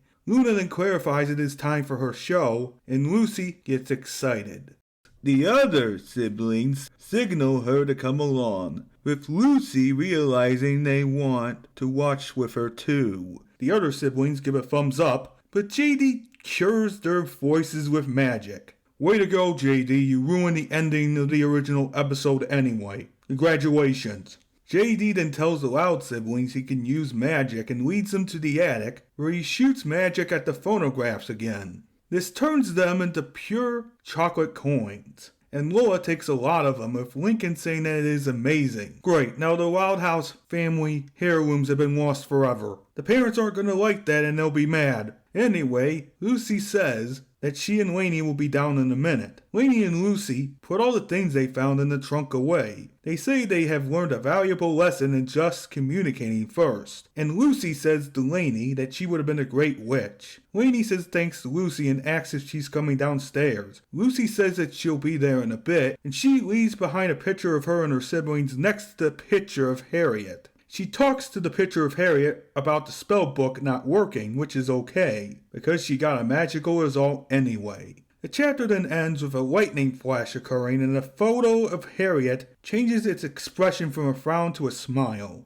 In his notes, JD said that he got the idea of light and dark magic from one of his books. Okay, nothing of harm there. This chapter was not that good, because it showed JD destroying the Wild family's history. Which is funny, but also sad. Yeah, JD went on a power trip by doing that. Also, I was very disappointed that the spells in the spellbook weren't real. Despite JD using literal magic, the revenge arc was pretty good, except the plot twist at the end, where it turns out the revenge arc didn't even start. I hope in future chapters this doesn't happen again. I hope so too. Unfortunately though, it is probably not the case. Now let's move on to the next chapter.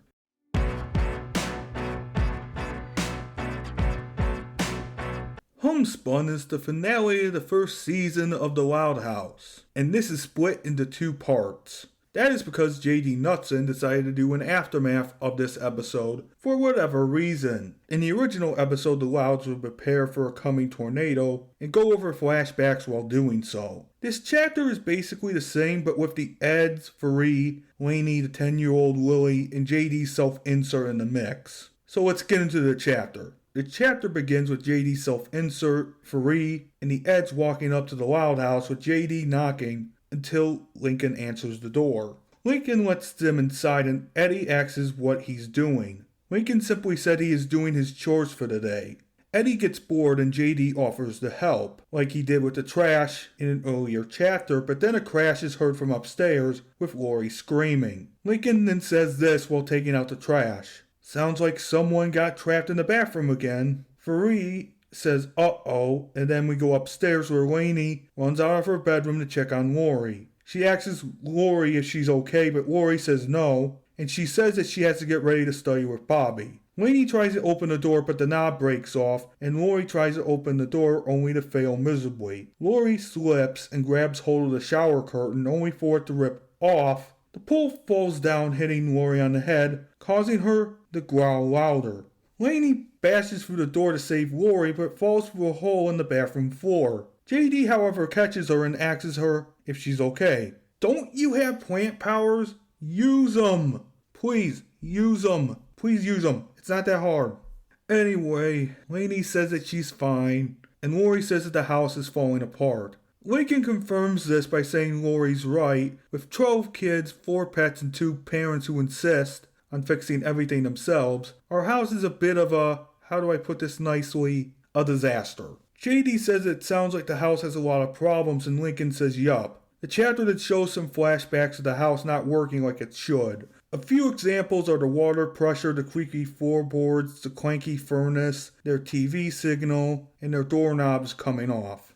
After the flashbacks end, Lincoln is seen taking out the trash, and I have to say something. Okay, the Wild House is falling apart, and even JD, Free, and Eddie agree. How even the mailbox doesn't seem to work right when Lincoln feels like he's leaving out something. That mailbox goes right on Lincoln's foot, even without a breeze. They really need to fix that house. It is falling apart, by the seams, literally. Well, yeah, at least they repaired a chum bucket once in a while. Maybe selling chum wasn't such a good idea. It then cuts to Lisa wearing a raincoat and a hat, working with weather equipment. She says a big storm's coming, perhaps a tornado. This shocks JD and Lincoln, with the scene changing to a TV weather report. Patchy Drizzle has returned and says that there's a tornado coming. Everyone except Lisa gasps because she knows about the storm already.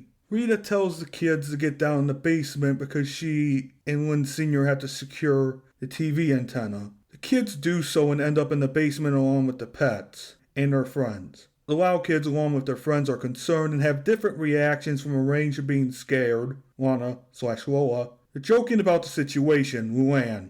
Everyone except Laney laughs at Luann's joke about the house not being strong enough to withstand the winds. Laney asks about what Luann means, and Lynn talks about the old house being blown away and replaced. Lola thinks she'll finally get her castle, while Lori gets annoyed that she wasted time in the shower for nothing. Laney is a little more reasonable here, as she says that maybe the other siblings are being too hard on the house. Lori complains that the house caused them bad times, but JD says that a man's home is his castle, with Farie agreeing. Luna then brings up the first time that Bobby, Lori's boyfriend, came over to the Loud House. Thus another flashback starts with Bobby visiting the Loud House for the first time. To make a long story short, Bobby falls through the porch, causing marinara sauce to get onto his hand. This makes Lori think it is blood, but Bobby reassures her it is marinara sauce. He asks for the bathroom to clean his hand and goes to the bathroom, but instead through water pressure hijinks it never gets done. Lucy then jump scares Bobby by accident, and the latter tries to escape, but the stupid doorknob falls off. Another victim of the Loud House had been made, as the flashback ends. Lori sighs dreamily and explains that their love overcame that obstacle and sternly talks about Lucy spying on her dates. Lucy then says that she can't expect to have privacy in the Loud House. Another flashback happens, and basically the gist of it is that the walls are paper thin, thus having no privacy. I noticed that Lucy has a bed instead of a coffin here because of continuity errors. Also, Lucy thinks she's cheating on Edwin a statue bust with mythological creatures, but Laney points out how ridiculous that is. Everyone else hearing this decides to give their own inputs, making Lucy groan, ending the flashback. Everyone but Lucy laughs with her sighing. JD says that the walls are very punchable, with Lenny agreeing and adding that they're leaky. Another flashback is then shown with Lenny trying to work on a dress, but the ceiling leaks. She tries to stop the leaks by blocking the holes, but fails. The flashback ends when Lenny's phone vibrates and it goes back to the present. Lenny then says that time it wasn't even raining as someone flushed the upstairs toilet. Luann makes a stupid joke, which almost everyone groans, but JD, Farie, and Eddie laugh at it. The weather machine goes off and Lisa gets the results, saying that they'll soon be out of the basement. The siblings and pets cheer, glad to no longer wait to get out. Laney and Lynn Jr. complain about the house, and JD offers his mansion up. The Loud siblings hug him as a sign of their gratitude. JD thanks the siblings for the hug, and then Lori brings up the time the basement got flooded. This flashback is basically them using buckets to get rid of the flood water outside, and after the flood water is gotten rid of, it turns into a pool. A disgusting pool of flood water. The Loud siblings, except Lori, jump in, and Lori understandably doesn't want to get sick. Lynn Jr., however, resurfaces with a missing earring, and Lori dives in to get it, ending a flashback. JD, Eddie, and Double D are surprised by this information, while Lynn Jr. admits that living in a house that is crummy isn't that bad. Lincoln then brings up the time possums chewed for the wires by getting in through holes on the roof. Another flashback starts with the last possum fleeing through a hole in the roof. Rita says there'll be no TV or internet, and the kids respond with despair. Laney, however, says that she doesn't need it, and then Lynn Sr. comes up with a joke that makes sense. His kids, even Luann, groan at the joke, making Laney surprised. Lynn Sr. brings out some books he read as a kid, making almost all the Loud kids unimpressed. Hey, at least he's trying. Later, though, they have fun with the books, ending the flashback. Lori said it was fun with the other siblings agreeing. JD wants to have fun like they had sometime, while Eddie says he has a good impression of John Wayne. Lola, Luna, and Lynn Jr. then recall memories about the air conditioner going crazy, the slanted floors being useful, and using the toilet. These flashbacks make sense because it makes the Loud siblings more grateful for their house, despite it being easily fixable. Eddie then shares a memory about him and Luann after Luann's rejection from the comedy company. A flashback of that moment then happens, and basically what happens is that Eddie and Luann have character growth in the backyard. Before that, JD says something about the comedy company not having good taste, which means possibly another revenge spree in the future.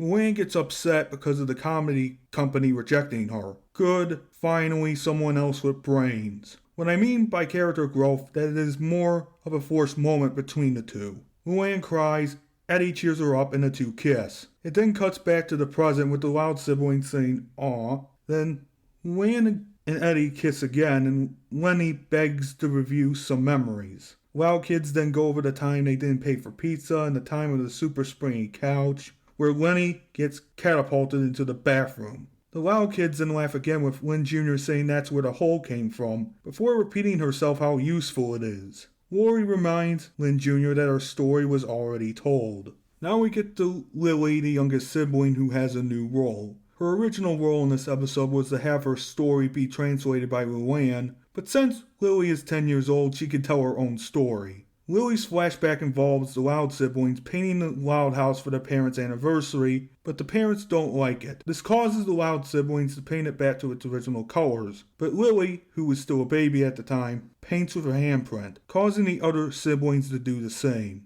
The flashback ends with Lynn Sr. being happy. The Loud kids once again laugh due to the situation, but however the weather machine goes off again. Glori and JD wonder what the hell is going on, and Lisa says that wind speeds have increased, with the tornado watch becoming a tornado warning. The siblings gasp in fear as the parents finally arrive, and Lynn Sr. tells everyone to not panic. As thunder roars outside, the Loud siblings learn to be grateful for their house. JD and Faree says it was an honor being their friends, but after 8 seconds of everyone cowering, the winds and thunder suddenly stop.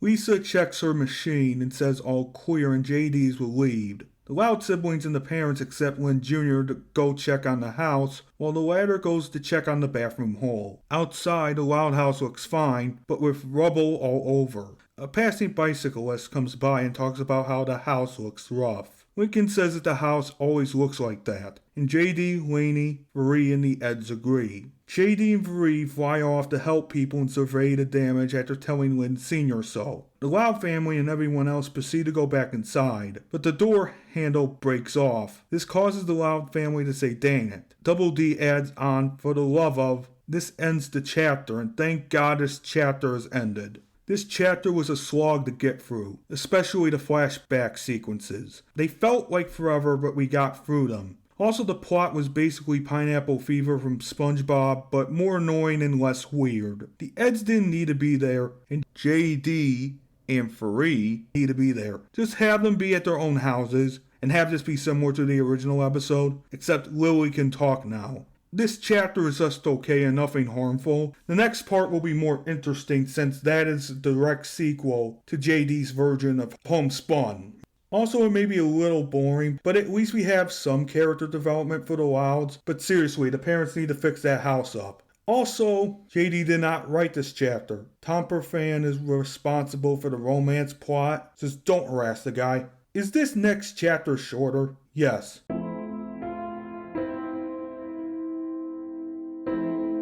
Okay, this is the aftermath for Homespun, aka the second part. Let's start with this chapter quickly. The chapter begins with JD and Barry flying over Royal Woods, seeing that there is minor damage to the houses. JD also says this to us. Boy, hardly any houses got hit at all. Yeah, we can see that. He also recaps the last chapter for us as if we are idiots. Recaps are usually for anime or any episodic series like Avatar: The Last Airbender. But yeah, this is not. If you're just recapping the last chapter and it's been like 2 days since you read it, yeah, I can understand. But yeah, that was stupid for Wild House Revamped to do, especially since 26 was the last chapter. JD talks about these tornadoes not hitting Detroit since 1997, but some quick research proves this information outdated.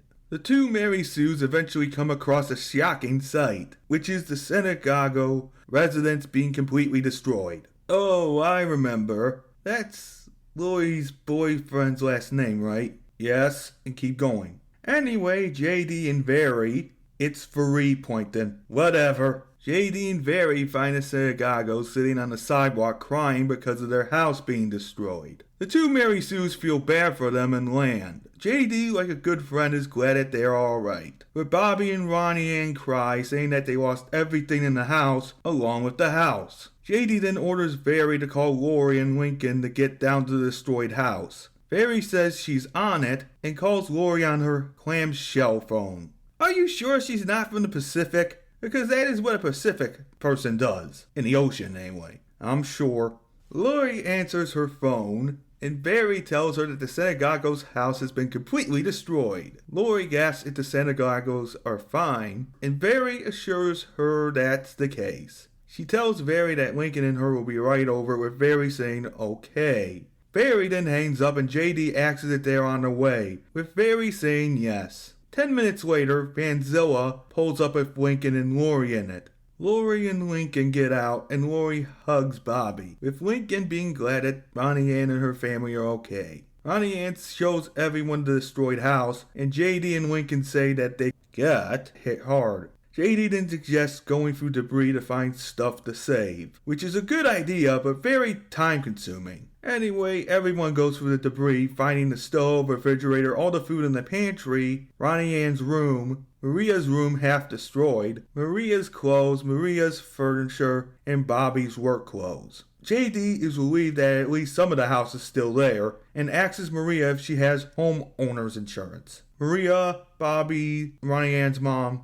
says no, and explains that Bobby's jobs have been providing, along with hers, financial security. JD then says the stupidest thing I've ever heard. Our only option is to have you guys live at the Loud House until you guys get back on your feet. Lori would like that, right? What in the hell is wrong with you, JD? You don't have the authority to move people into your friend's house. That decision has to be made by the parents, not you. So calm your ass down and think. If Eugene started moving people into my bucket without my permission, I would get angry too. Seriously, are we sure that JD is really a hero or a villain that thinks he's a hero? Honestly, both of those are actually horrifying. Yeah, I think honestly it wasn't supposed to come off this way, but that's what it looks like. Bobby agrees and Lori hugs him. Lincoln also agrees with this, along with Lonnie Ann. Bobby asks JD if any other houses were hit, but JD says that only his house was a near total loss. Fairy says that they'll have to talk this over with Lynn Sr. and Rita. Back at the Loud House, Double D has fixed up the Loud House, and after everyone gets back, they are shocked. JD asks what happened to the house, and Double D explains what he did. Fairy says he should be a home contractor, while JD compliments Double D. Double D thanks Fairy and explains he decided to expand/upgrade the house. JD and Lincoln are glad at this, but the latter asks how much is owed. Double D says no charge and explains he built a lot of stuff. Lincoln thanks him with Fairy, saying let's check out the place after getting the Sanagagos settled down. Everyone checks it out and the rooms are now unique to each Loud sibling, with the kitchen being similar to a restaurant's and the living room being fancier. Everything else is fixed, and JD compliments Double D once again, with Double D thanking him. Later, Lynn Sr. and Rita learn about what happened to the Sanagagos from JD and Barry, and let them stay. How are they able to stay? Oh, there are rooms in the basement just for them. That is how the chapter literally ends. So what do you think, Lord Phantom? This chapter was also okay, but the whole JD opening the Loud House to the Sanagagos really proved to me that JD doesn't know what boundaries are. What do you think the self-insert's parents were thinking? The parents probably don't care at this point, or they thought they created an unstoppable monster. That's my opinion anyway. I think if this was an actual sequel to Homespun, none of these extra characters would be in there. Yeah, also at least it was over very quickly, and not really that offensive. It was just the aftermath of Homespun, moving on. Yeah, even getting the Krabby Patty formula is more interesting than this.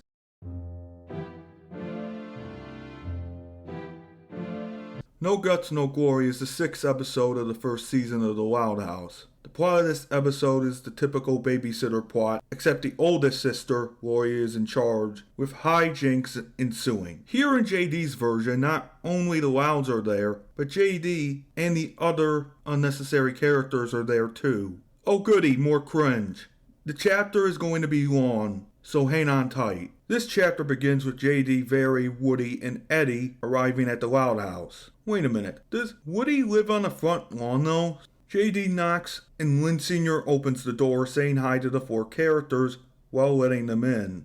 Eddie asks Lynn Sr. what's up and Lynn Sr. says, "Not much. Where are Ed and Double D?" Eddie says that they're spending time with their parents and Lynn Sr. says that's okay. Who gave you the right to be their parent? The 4 characters go up to Lincoln's room with Lincoln enjoying a glass of lemonade with a crazy straw. They say hi to Lincoln, and Lincoln brings out a new game cartridge of his, which oddly looks like an N64 cartridge. Lincoln then smells it and says that he loves that game smell. Believe me, I know. He and the others, including the siblings, pick up a sweet scent, with Lincoln realizing that his parents are going out. Rita tells the Loud siblings that Lori is in charge and leaves with her husband, Lynn Sr.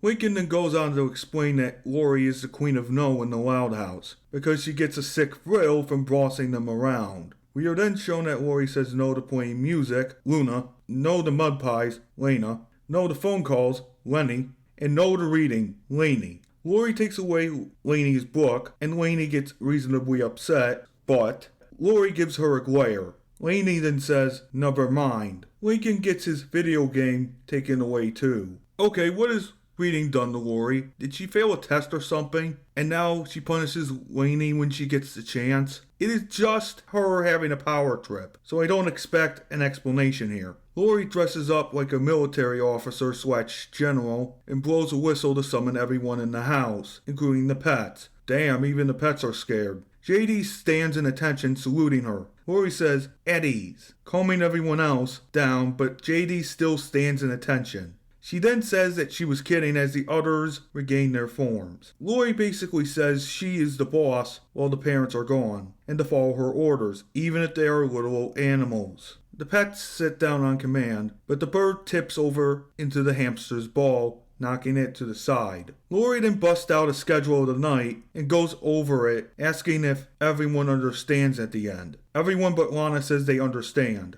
Lana accidentally calls Lori Sir and gets glared at. JD then salutes Lori, calling her General Lori, and says she would be a great fit for the military. Lori thanks him and sends everyone else, including her own boyfriend and his sister, to their rooms. They then rush off to their rooms with the pets in tow. A little side tangent. Wouldn't it make more sense to have Bobby be her second in command? In fact, why aren't JD, Woody, Vere, and Eddie told to leave the house? I get that the chapter would be the same as the original episode, but it would probably make more sense for that to happen. That teenage brat is high on a power trip. Of course she isn't going to see reason. I am asking too much out of this fanfic at this point. Anyway, back to JD and Lori. Lori asks why she was called General Lori, and JD says it is a force of habit, explaining further that he likes pretending that he is part of the military. Lori then understands, thanking JD for the ranking, and asks if she would be a good general. JD says that she does have what it takes, and brings up certain relatives who fought in World War II, carrying them in heart and memory. Wait a minute, how old is JD really? Okay, carried 10, okay, start with the years, and he's 16 years old, and grandfathers will be 90 at this point. The grandfathers will be 90 at this point. The math is off. It doesn't make any sense. Did JD take a page out of Vitiat's book? Or is the self-insert really the brother's son? It is best not to think about it. You know what? I'm going to do some research after this. Lori says that's very thoughtful and dismisses JD, who salutes and marches up to Lincoln's room. In Lincoln's room, JD, Vere, Woody, and Lincoln are sitting on the bed, arms folded. JD says that being in Lincoln's room sucks eggs and complains about it. Well, JD, if it isn't you being spineless and not fighting back. On second thought, that would probably not end well for you. Lincoln then says the classic line, "Not if I have something to say about it." He opens his door and puts a note in the hamster ball, closing it. Lincoln throws Geo the hamster a snack, which lands at Lola and Lena's room. Geo then rolls and gets the snack, getting the twins' attention. Lincoln does the same thing with the other sisters, telling them to meet for a super duper secret sibling meeting. Almost all of them sneak over to Lincoln's room, but Lenny tries to sneak out. Unfortunately, Lori senses something and asks Lenny what she's doing. Lenny says that she isn't Lenny, but Lori tells her to do her business in 5 minutes. Laney gets out of the room and sneaks into Lincoln's room for the super duper secret meeting. Lola begins speaking about this meeting better being good, clearly afraid of the consequences that Lori will bring. This seems to be a little bit out of character for her, but I can see why she's scared. Eddie mentions how he didn't know that Lori was so strict about being basically imprisoned in one of their friends' bedrooms. Lori goes on to say that Lori being left in charge every time makes his and his other siblings' lives miserable, and adds that he won't stand for it anymore. He rallies his sisters due to the experiences they had under Lori's tyranny, and excluding Laney, the sane woman, and Lori, the one in charge, follow him. Laney then brings up not breaking the rules, but Lana says that she's a stuck-up. JD calls her out for it, and Vuri agrees with him. Laney and Lana get into an argument about not being a rule breaker, and this escalates to Lana saying that maybe Lenny is afraid of Lori. The sisters and Lincoln react by saying, "Ooh," and this makes Lenny snap, saying that she wants in. Lincoln then tells the plan as Lori paints her toenails. Unfortunately for her, Luna starts jamming out, getting Lori's attention. She then checks outside her room to see Lily playing. Lori gets confused and hears some creaking, making her turn around and notice that her sisters and her friends are right behind her. They tackle Lori, making her scream for help, and tie her to a chair with rope. Wait a minute, she has wind powers. Why isn't she using them? Personally, I think she forgot. Lori demands what the hell is going on, and Lincoln says that her power trip is over, saying that their Friday nights are being taken back. Lori gets confused, and Lincoln says this: "Just admit it. You get a sick thrill out of bossing us around." JD, Vuri, Eddie, Woody, and the other sisters agree with what Lincoln says. Well, rebellion was inevitable at this point. What did Lori think was gonna happen? Lori then claims that she doesn't enjoy it, and JD once again picks sides with Lincoln, when he was just moments ago doing a military salute to Lori. He says, "Well, yeah, what else would we think? I think you're spineless, or at least two-faced." Lori goes on to add that the Loud House will fall into anarchy and dares anyone to take up the challenge. Lana picks Lincoln, surprising him. Lincoln gets encouraged by Laney and JD, with Vuri, Woody, Eddie, and the sisters soon following. Lincoln and Lori are flabbergasted at this, and the latter says that the former can't lead the cat to the litter box, which immediately craps on the carpet. Vuri says bring it on, and Lincoln accepts being a new babysitter, taking the whistle off Lori. Lincoln orders the other sisters to take Lori away to her room, and Lori bets that he won't last 5 minutes while laughing maniacally. JD then shuts the door to the room, ordering Lola to guard the room and to make sure no one gets in or out. Lola nods in agreement and gets a golf club to guard the door while dressing up as a security guard. In the original episode, Lincoln is the one to order Lola to do it, but JD can't resist being in the spotlight for 1 minute, oh no.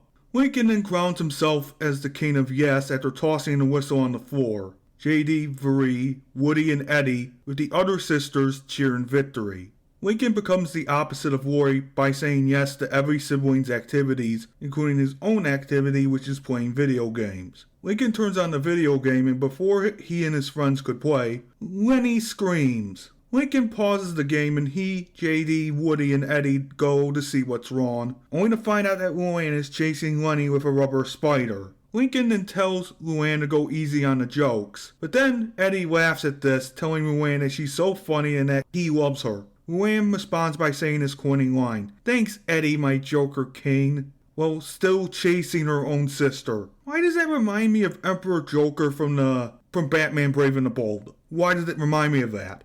That is weird. Moving on. Just then, Luna's amps are at a really high volume, with Lincoln coming to her room and saying to not be so loud. He turns the amps down a notch, which Luna does not understand. Lincoln, JD, Woody, and Eddie then try going back to their game, but an explosion sets off the smoke alarm, causing them to check what made it. Lisa comes out of her room, with Lincoln being concerned and asking what just happened. She says it is just science and that he wouldn't understand. What?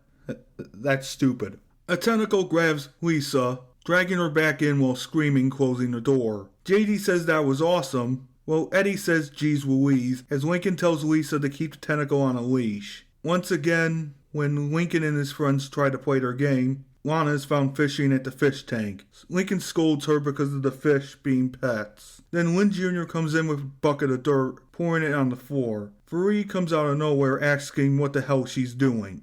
Lynn Jr. says that she can't ride a dirt bike without dirt, but Lenny tells her she can't ride it in the house. Lynn Jr. then responds with, "What are you gonna do? Tell Lori?" and chuckles. Lincoln tells her to give up the bucket, but Laney, fed up with being known as a rule follower in this whole situation, decides to grab some pizza and go to the dining room. However, after doing so, she goes under the table to hide and spots Lana. Laney then gets Lana's attention by asking if a suck-up does this, and throws a slice of pizza, only for it to hit Lucy instead, starting a food fight with Lucy throwing waffles at Lana and Laney. And the house falls apart, without a clear authority figure. Guess Lori was right. Suddenly, JD, Faree, Woody, Eddie, and Lincoln are in the crossfire of the food fight, with Lincoln himself using the cookie sheet for defense. The fun food hits the cookie sheet, making a beautiful painting and impressing Lincoln and Faree. Meanwhile, at the messed up dining table, Laney is having fun with Lana and Lucy's food fight, saying that she's enjoying herself and that she wants to go really crazy. Lana then tells her that's the spirit.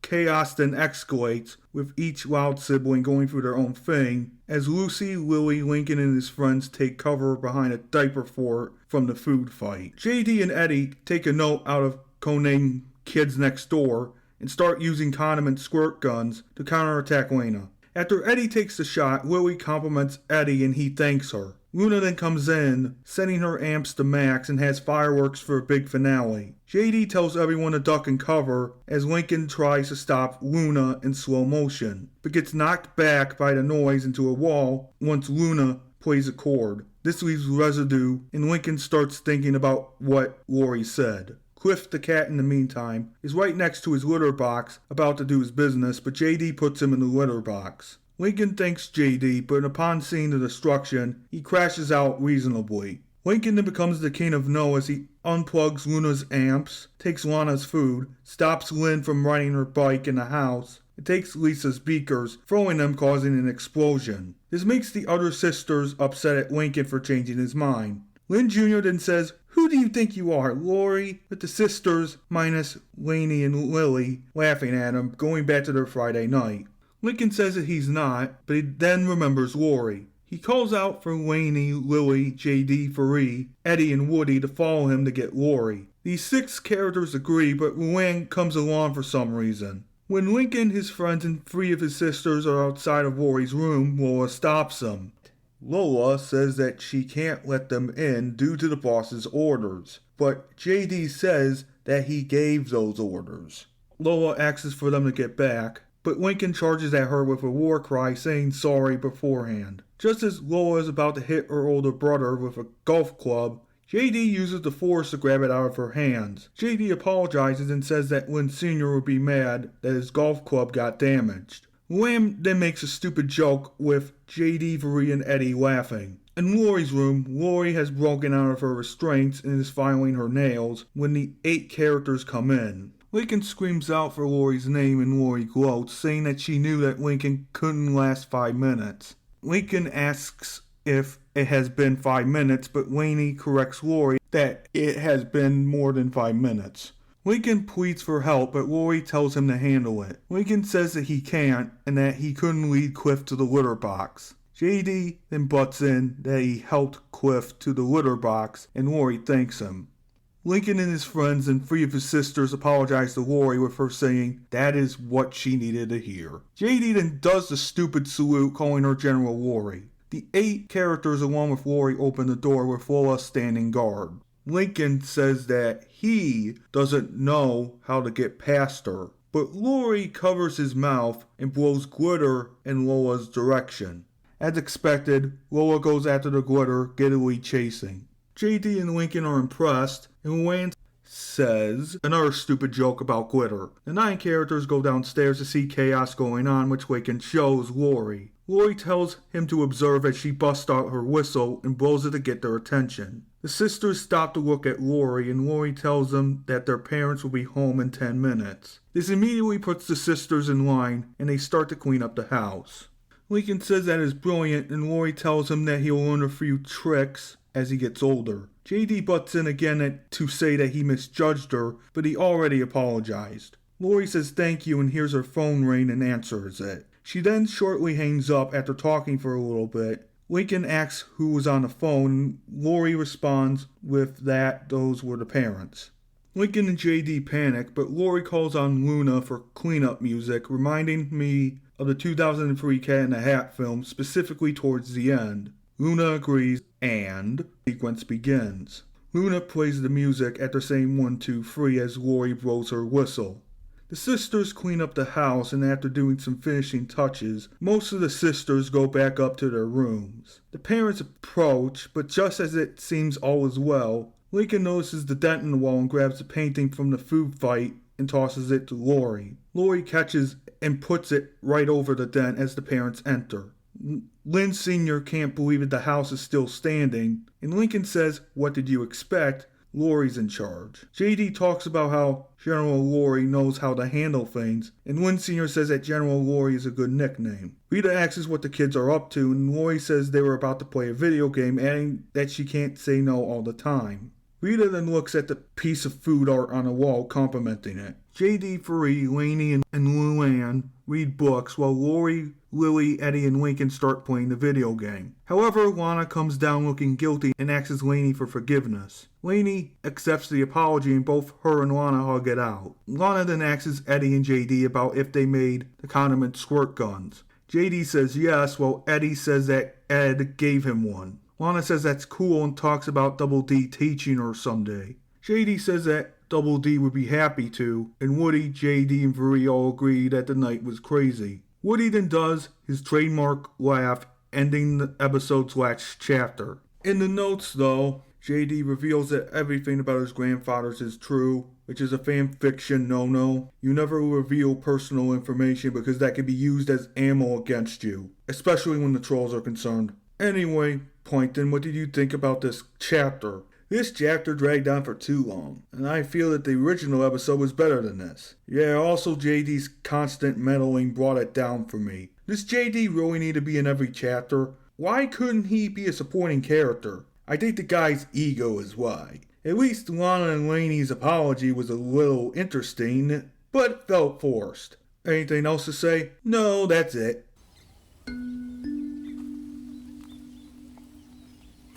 Roughin is the 39th episode of the first season of The Loud House. The plot of the episode is about Lincoln going out in the woods with Clyde to prove his manliness and masculinity. Well, it looks. Oh, that's nice. Real nice. JD and friends are in it too. When will this inserting end? Don't worry, Plankton, this is your last chapter. Ugh. Okay. The chapter begins with the fictional show Dreamboat playing. The narrator goes over who will get a date, and JD, his fiancée, Fairy, the Eds, Lincoln, and his sisters are shown watching together, with their mouths open, obviously excited. These characters all bunch together in the Loud House like it's a Friday night, because why not? They talk about their favorite characters while JD overreacts about a certain character because he looked tough. Anyway, one of the characters from Dreamboat talks about the North Star being reliable, and Lisa disagrees, saying that tree moss is reliable, with JD agreeing.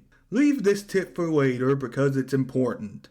Lily talks about her favorite character, with JD bragging that he could lift bigger than him. Lincoln talks about a character named Blaine wearing flip-flops to the date, and this starts a discussion with Lori saying that it is fun to watch the show with him, adding on that he is literally one of the girls. He gasps in shock, saying one of the girls? The chapter then shows Lincoln through flashbacks, spending time with some of his sisters. First he hangs out with Lori in the bathroom wearing bathrobes. She applies mud to her brother's face, telling him that the mud is cleansing and invigorating. Lincoln then says his pores are tingling, and then the next scene switches to him helping Lucy with her nails. Lucy thanks him, but Lola suddenly walks inside Lucy's room to argue about her gowns being messed up by Lucy's funeral dresses, growling and stomping towards the former. Lucy, as a result, pretends to be dead, frustrating Lola. Lola then bonks her on the head, who says that she can't rip Lucy apart if she's dead. The next scene then switches to Lincoln knitting something with Luna, which turns out to be a headband and knitted fringes on a jacket, leading them to both say rocking. Chapter then switches to Lincoln working on a poncho with Laney, which she is wearing. Laney asks if the poncho is done, and Lincoln says it is almost done. Laney says her thanks, and says she can now wear the poncho for all 5 seasons, leading to Lincoln rolling his eyes, ending the flashback.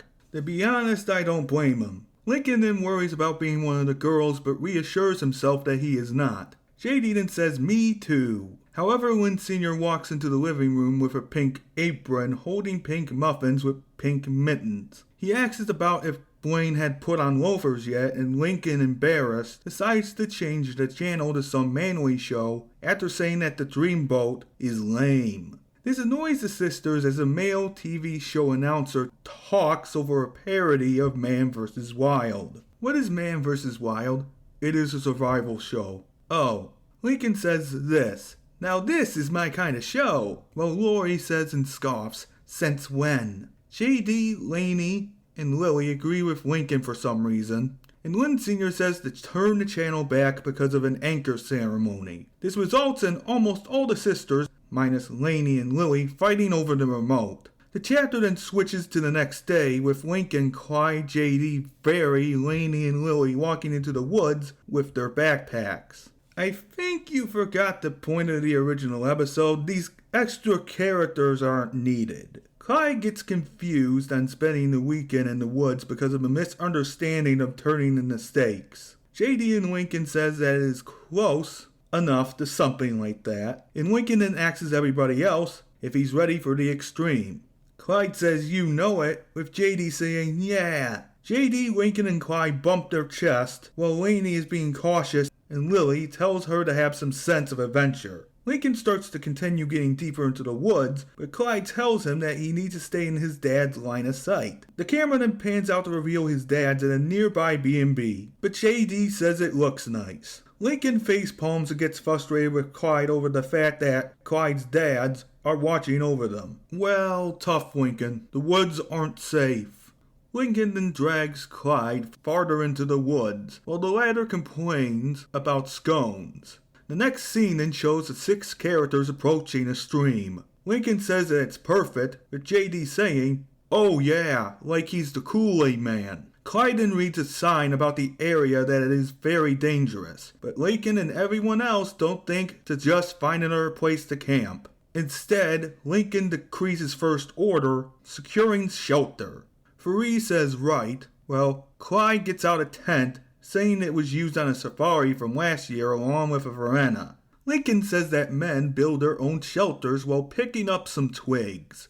The next scene, it shows that Lincoln and Clyde have built a shelter by propping twigs against a tree. Clyde says it is a beaut, and Lincoln says it is all in a day's work. Why does this feel like the camping episode but worse? It is, because the original point of the episode is now gone. JD, Barry, Laney, and Lily make a fort out of leaves and twigs, amazing Lincoln.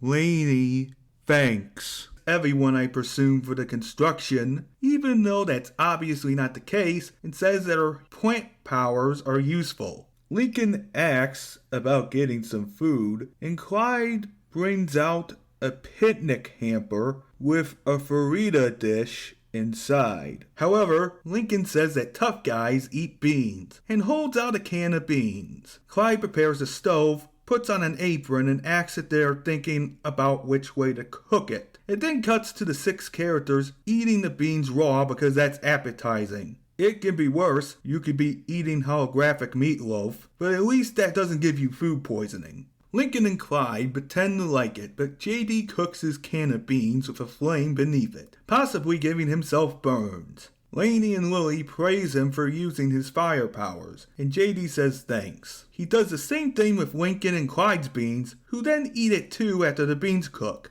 Lincoln, seeing the sun go down, says that he and the rest of the characters should start a campfire. Clyde gets out an artificial campfire with all the doodads, but Lincoln turns it off because they're tough guys who make real fires. JD and Laney make a fire with a rain of rocks and sticks that are laid down in the rain of rock. Clyde says that the fire is perfect, and then a farting session begins with Lincoln and Clyde with Barry laughing. JD eventually joins in until a bird drops from the sky.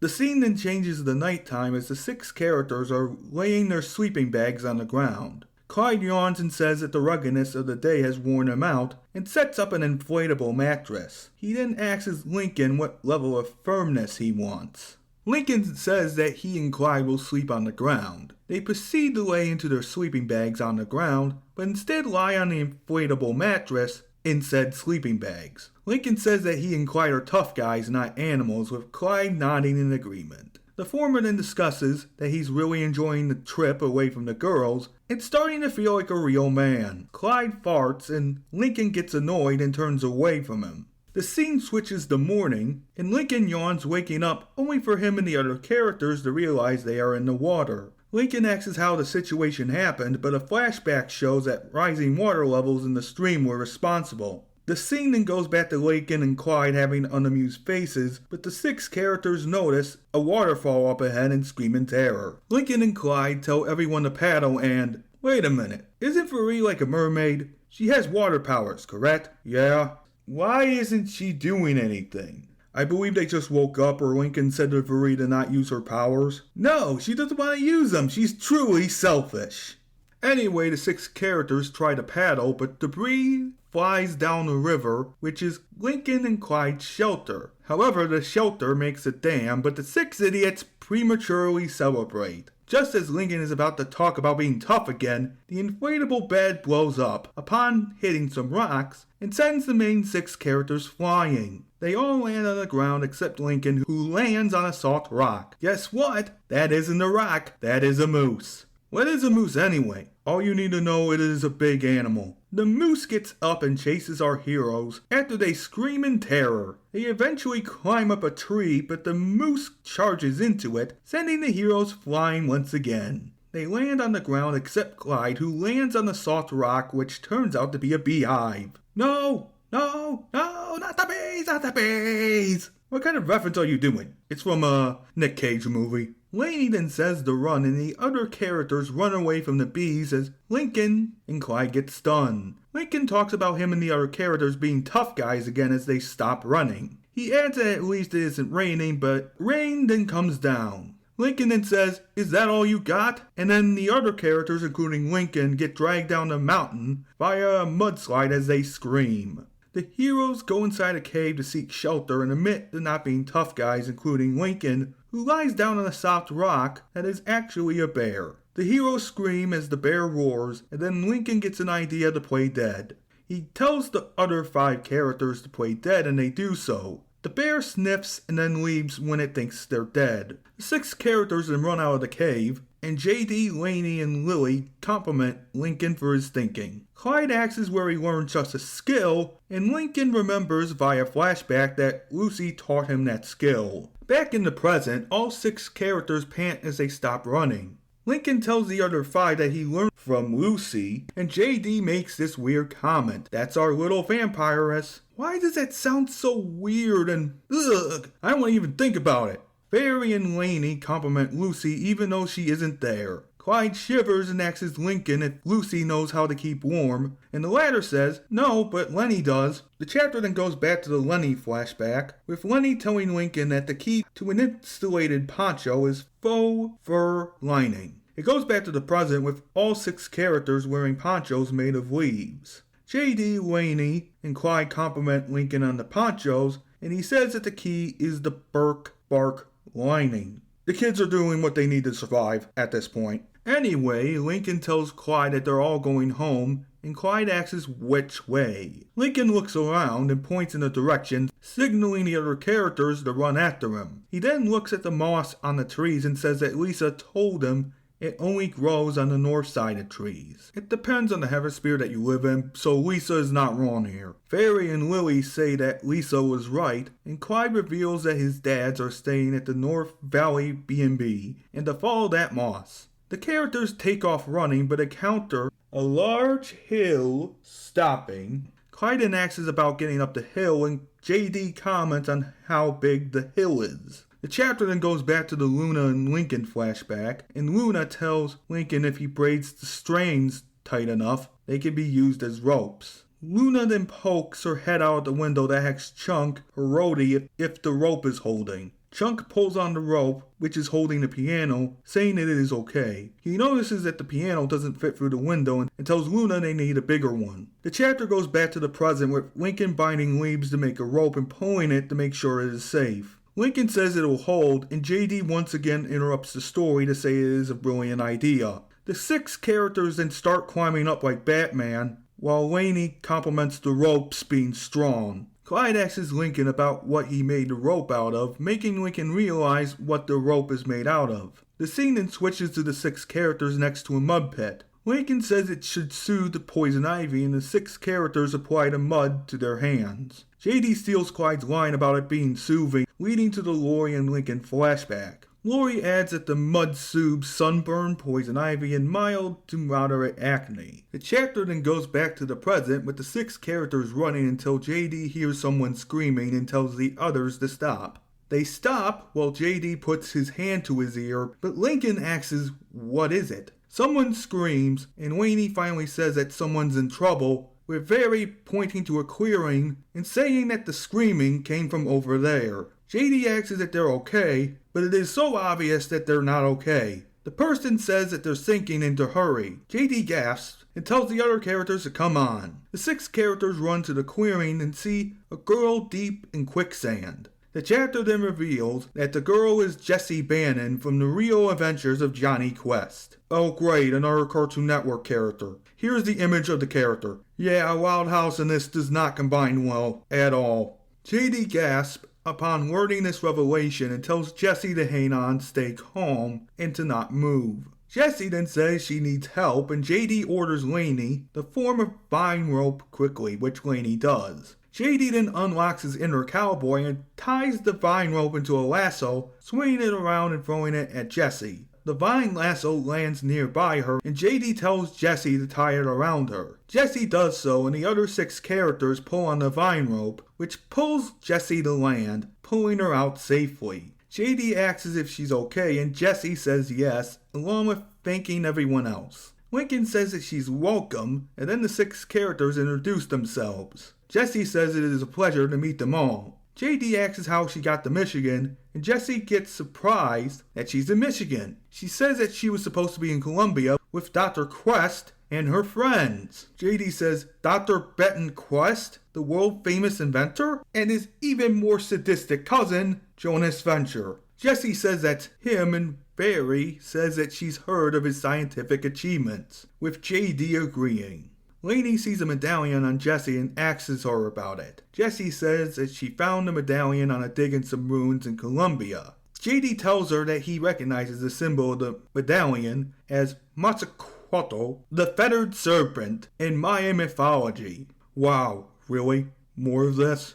Jessie says yes, as if she knows already, and proceeds to explain that 2 men were chasing her until she lost them and met the 6 other characters. JD says that he and his friends are lucky they heard her, and Jessie thanks the 6 characters again. JD then talks about friendship as if they are friends already, but I digress. Jessie then asks Laney about the vine rope she created and explains that she has plant powers because of a special circumstance. Clyde adds that Laney got them from the Diamond of Gaia. JD explains what the Diamond of Gaia is, and Jessie is amazed. JD then tells Jessie that they'll get out of the forest and call Dr. Quest to get her home. The now 7 characters come across a giant rock they can't move, and Clyde asks how they'll move it. Lincoln flashes back to taking out the trash, but he fails to lift it. Lynn Jr. then walks into the scene and tells Lincoln to step aside. She spits on her hands and rubs them together, grabbing the trash can.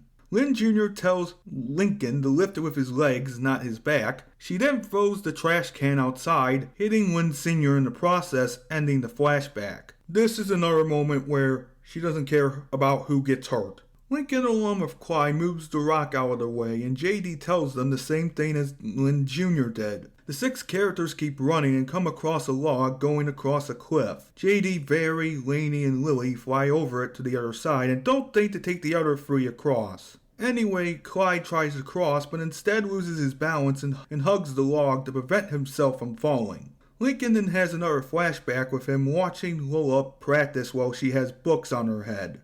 He asks about how she balances, and Lola says to keep balance by looking forward and his chin up, ending the flashback. Back in the present, Clyde compliments the balance method, while Lincoln walks across the log without problems, including Jessie, who is experienced with this already. JD compliments her with Jessie saying she knows. Lincoln looks back at Clyde still on the log and says that he doesn't have to do the pageant wave. Clyde, however, shrugs and does it anyway, while finally getting off the log and following the other 5 back to the B&B. JD, Laney, Lincoln, and Clyde are relieved to be back, but Clyde lies on a soft rock. Lincoln and Clyde remember their experiences about soft rocks and panic as the latter jumps into Lincoln's arms. They realize, though, it is just a rock. JD explains to Jessie that they had run-ins with supposed soft rocks, which weren't rock. Jessie then says that's rough and asks the other 5 how they did it. Barry tells Jessie that they had to retrace their steps and overcome obstacles with Lincoln's sister's tips. Jessie says it was good thinking. Back at the Loud House, the 6 characters are in Lisa's room explaining what happened. Lisa reveals that a portal from another dimension brought Jessie to the Loud House dimension. Jessie is shocked at this revelation and Lisa says exactly. JD is shocked at this and Lisa explains that Jessie was teleported from her dimension in Columbia to the Loud House dimension in Michigan. Lincoln says that is very strange while JD goes on about parallel dimensions and all that. Barry asks Lisa about getting Jessie back to her home dimension and Lisa says due to the infinite number of universes, she can't get home. JD says it is basically a needle in a haystack with Lisa saying precisely, "Hey, Jimmy Neutron has a portal machine, why not ask him? Or make one yourself. Lisa, you're a scientist for crying out loud. Think of a solution." Lily gets confused because it is too complex for her. Laney asks Lisa again if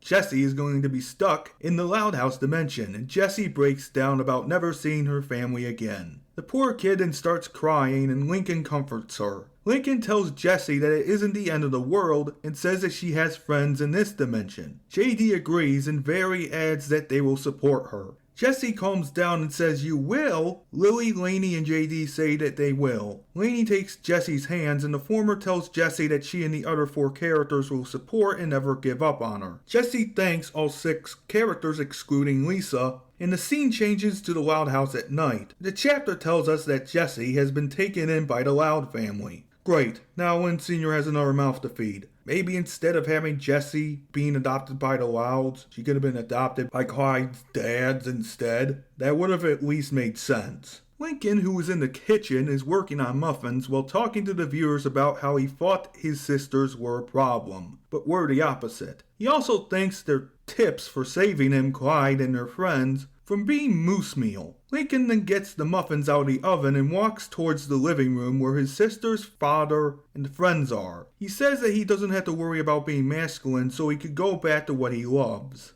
Lincoln offers strawberry muffins to his family, friends, and their dad, which they accept. Lincoln sits on the couch between his friends and family and embraces them. His friends and family compliment him on the muffins as Lincoln says thanks to him. His eyes then get focused on the television as he facepalms about Blaine, a character from the Dreamboat, wearing clogs. Woody then does his trademark laugh, ending the chapter. In the author's notes, JD wanted to add Jessie Bannon because she came from one of his favorite cartoon episodes. Well, that was terrible. What do you think about this chapter? JD Knudson turned a Clyde and Lincoln episode into a self-insert episode about his self-insert, Laney, and a 10-year-old version of Lily the baby. The original episode I thought was better because, well, it reminded me of the camping episode from SpongeBob. Also, the Jessie Bannon segment was unnecessary and didn't add anything new. Overall, this chapter was butchered very badly with the extra characters in it and should have just been Lincoln and Clyde. Also, a kid like Jessie would still be sad that she can't get back to her friends and family. I'm just saying. Let's move on to the final chapter for this video.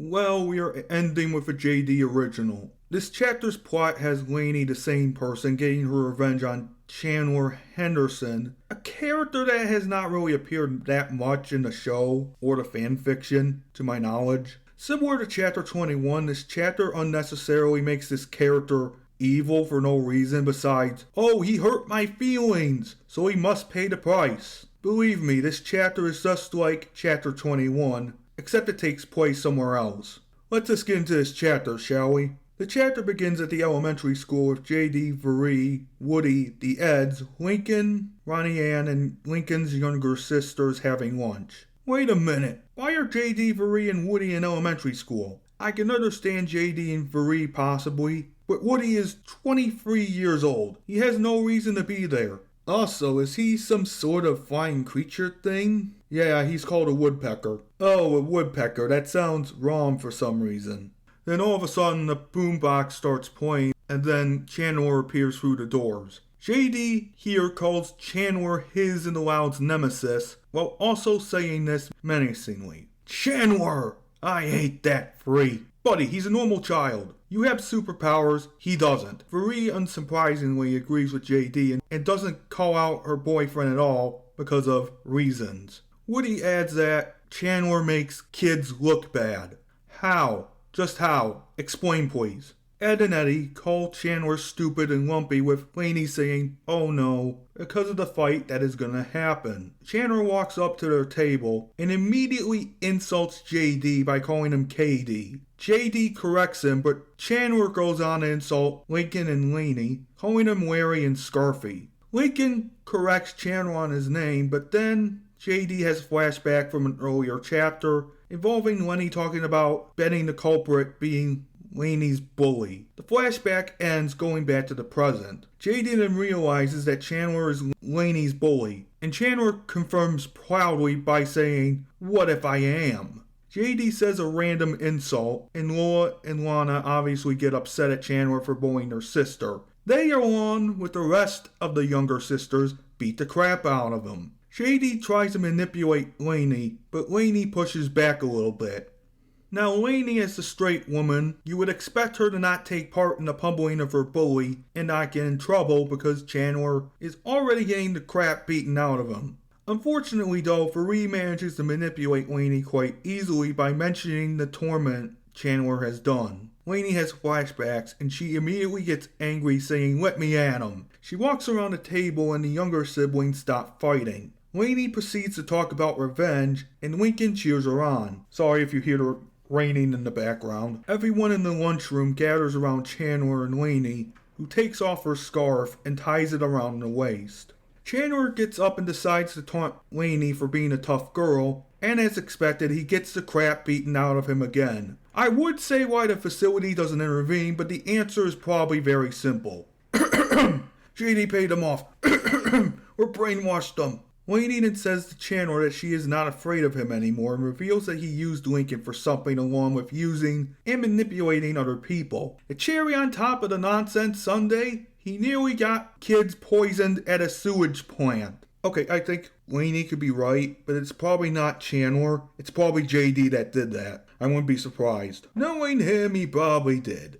Chandler gets up again but laughs psychotically and admits that he did that to get rid of the school. He also adds that JD had ruined his plans by showing up. JD asks how he was part of Chandler's scheme to begin with, and well, we get a plot twist. Chandler was having his birthday at the sewage plant to poison as many kids as possible. Everyone in the cafeteria gasps, obviously due to what they just learned. Lincoln is relieved that Clyde and him didn't go, and Vere is shocked that Chandler tried to do that, apparently. Chandler then says that he tried to do the same thing at the nuclear power plant, but JD stopped him off screen. JD says it would have caused gamma radiation poisoning. Chandler goes on about making a professor a scapegoat to complete the plan and burn the school down, framing JD and Lincoln in the process. Okay, what kind of kid comes up with a plan like that? There are kids that are genuinely evil? To me, this sounds like JD bullied the kid off screen and did that heinous shit himself.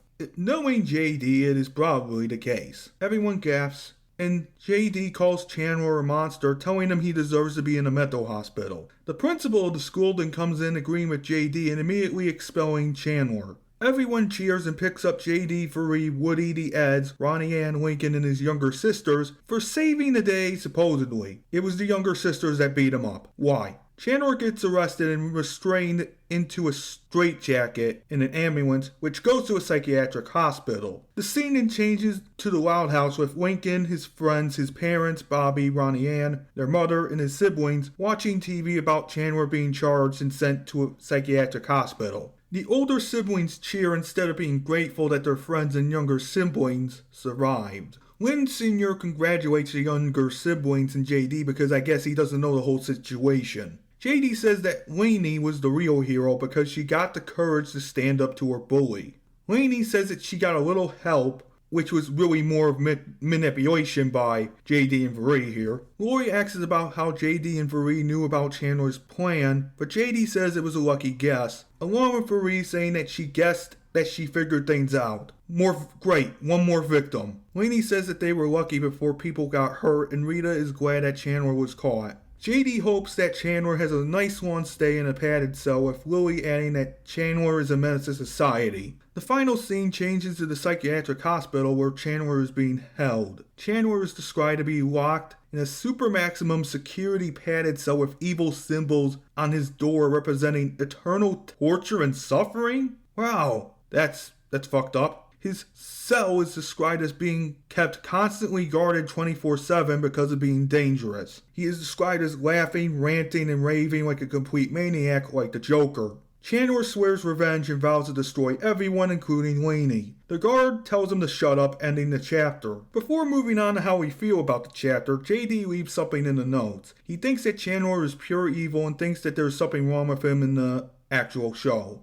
JD also adds that he got the idea of Chandler being a psycho from another fanfiction called Burning Secret. Well, it clearly shows that, and I've read the fanfiction, it's not dramatic. So, Poynton, what do you think about this chapter? This chapter sucked because of JD's massive hatred for a little child and, well, the woodpecker. I mean, seriously, why was he even there? It doesn't make sense. Yeah, but at least the chapter is over. So, what do you think of this chapter? I think this chapter sucked, not only because of JD mostly doing nothing, but he and his girlfriend manipulated Laney into beating up her bully when Chandler was already getting the shit kicked out of him. I bet if JD and Varee weren't there, Laney would have turned the other way. The implication of JD being behind Chandler's schemes is terrifying, but also strangely in character. I just want to take over the world, not pretending I'm a hero who is really a villain. Personally, I would scrap this chapter and come up with something else that is not a repeat of chapter 21. Maybe have Laney confront her bully alone and stand up for herself. No JD, no Varee, no other characters. Just the two of them. So that's our narrations for